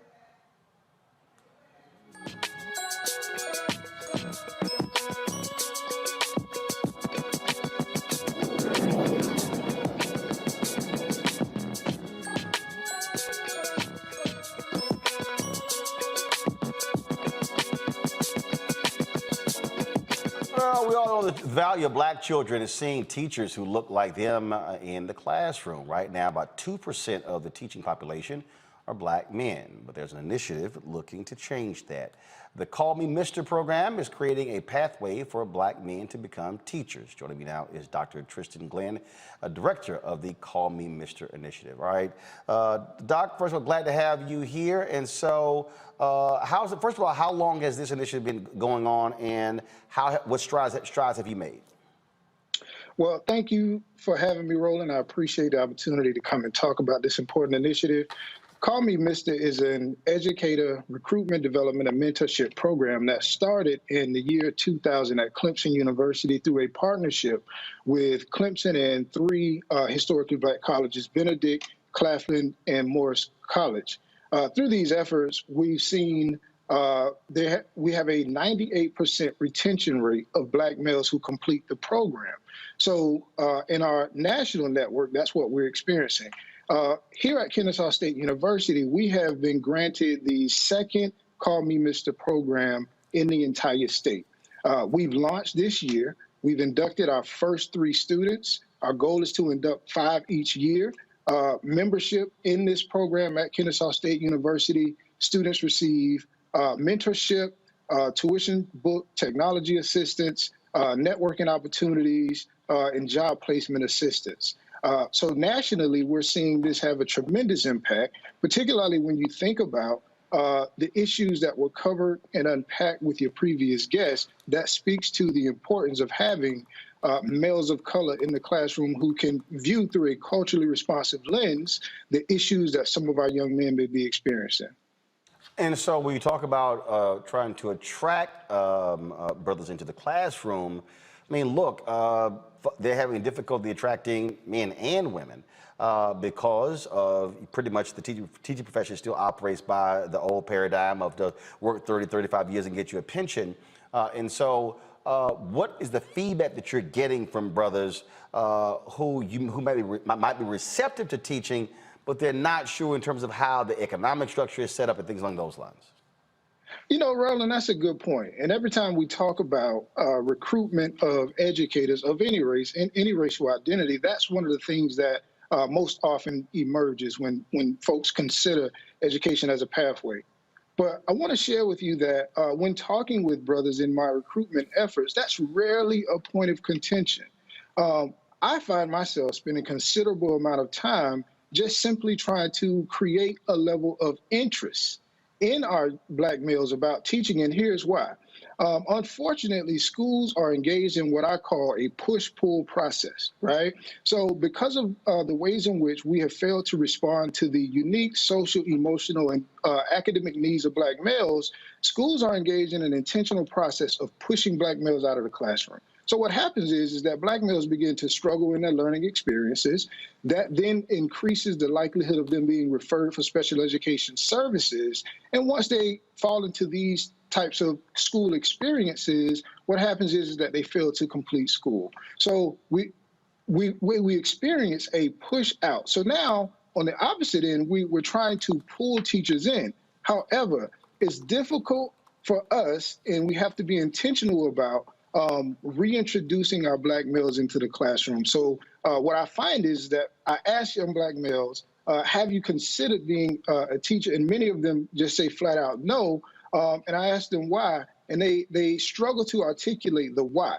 Well, what I know is from personal experiences as an educator, I realize that many of our Black males can't see themselves as being teachers because they've never been taught by someone who looks like them. So they traverse their entire academic experience with very little thought about schools being a place for them. Questions from our panelists, Michael.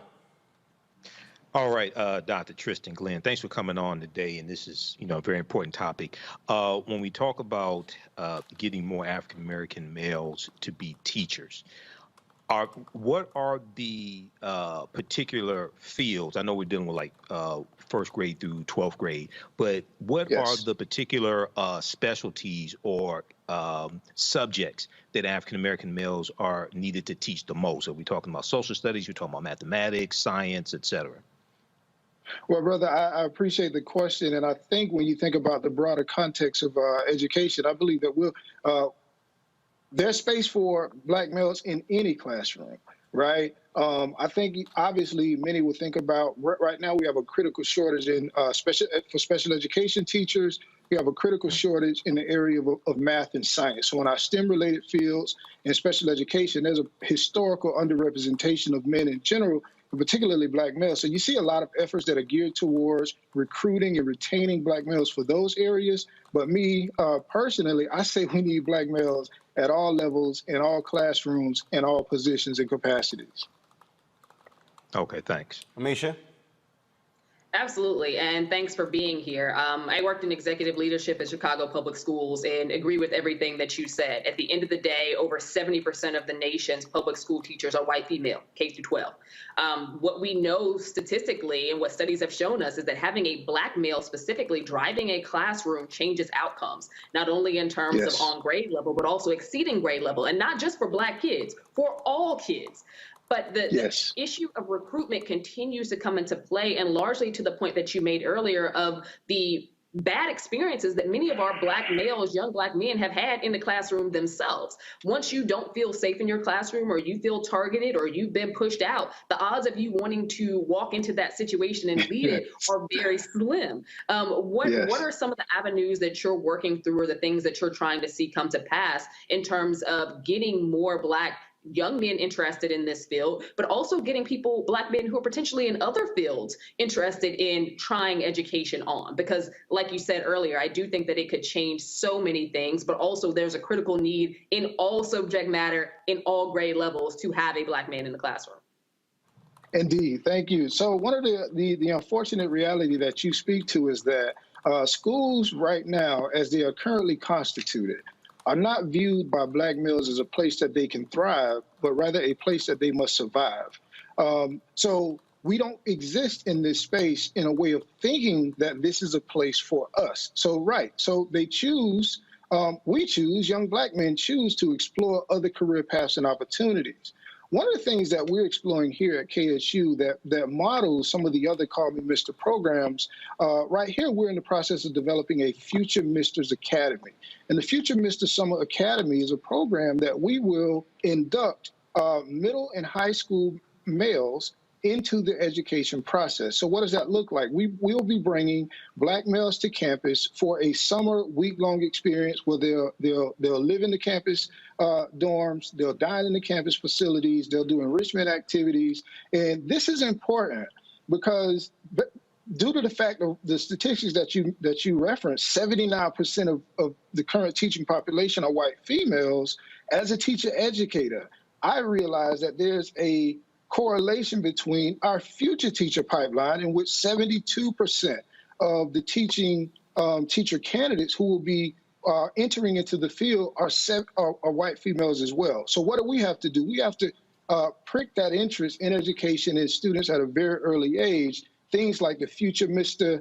Program that we're developing here, the Junior Mr. Rising Mr. Academy that we have at Georgia College. This will position us to introduce young Black males to Black male educators who can mentor them and develop relationships with them that they can carry throughout the way. So when they are prepared to enter into their college experience, education is at the forefront of one of those career paths that they want to explore. Kelly. Yes, thank you. I did not realize how privileged I was to have at least one Black male teacher in every grade level of my grade school trajectory, including college, because I went to an HBCU, so that was kind of a given.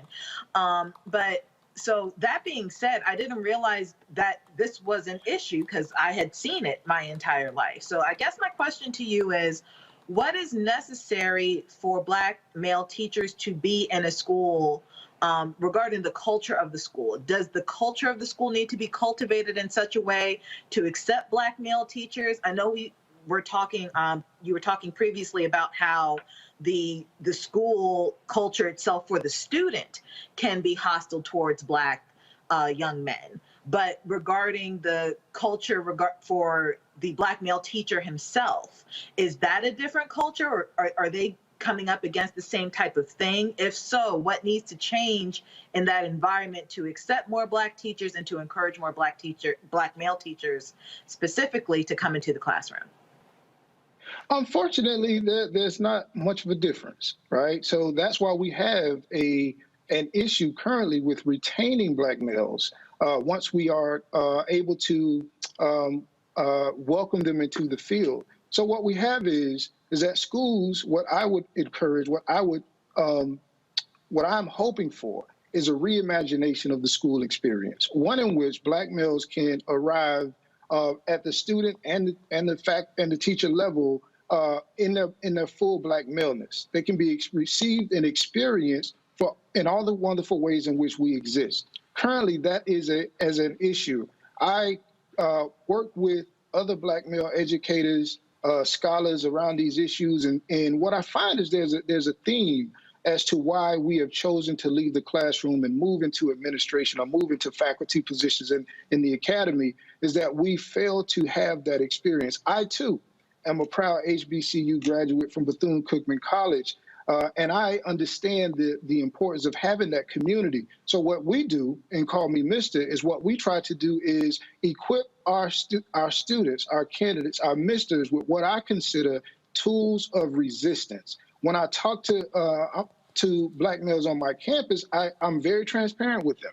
I tell them that I identify with the experiences that they have in their classrooms, in the dining halls, as they walk across the campus, because unfortunately, my experiences often traffic and track in the very same way. So I think that's an initial acknowledgement that has to be present. And once we have that acknowledgement, we create opportunities for us to collaborate and explore ways in which we can create our classrooms and our schools to be places that are much more inclusive for us, so then we can also ensure that our students are getting what they receive as well. All right, then. Well, first of all, if folks want more information on Call Me Mr. Initiative, where should they go? Well, they can go to our website. That is Mr. M-I-S-T-E-R at .kennesaw.edu. That's mr.kennesaw.edu. You can also email me if you want more information. That is at mr@kennesaw.edu. We're always looking for different partnerships, as we can understand.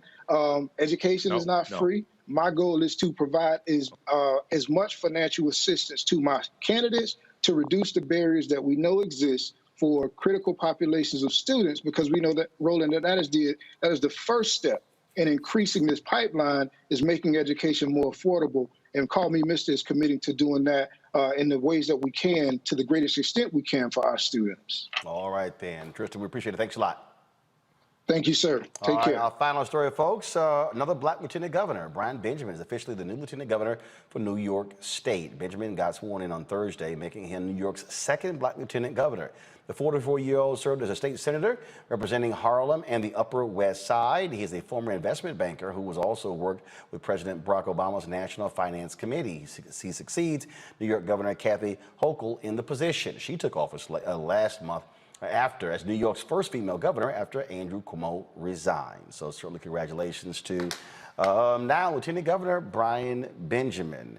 I've known Brian sometime. We actually threw a party together at CBC. So we're going to get him on the show real soon. All right, Amisha, Michael, Kelly, we certainly appreciate it. Thank you so very much. Glad to have y'all on the show to close out this week. It has been quite the busy week. We, of course, are nearing, folks, 10,000. We're close to 10,000 downloads. Let me see where we are. So y'all who are watching on all different platforms, let me just see here where we are. We're trying to get 10,000 downloads by this weekend. We right now are at 8,441. So we get 1,600 more people. We'll hit 10,000 downloads. Black Star Network.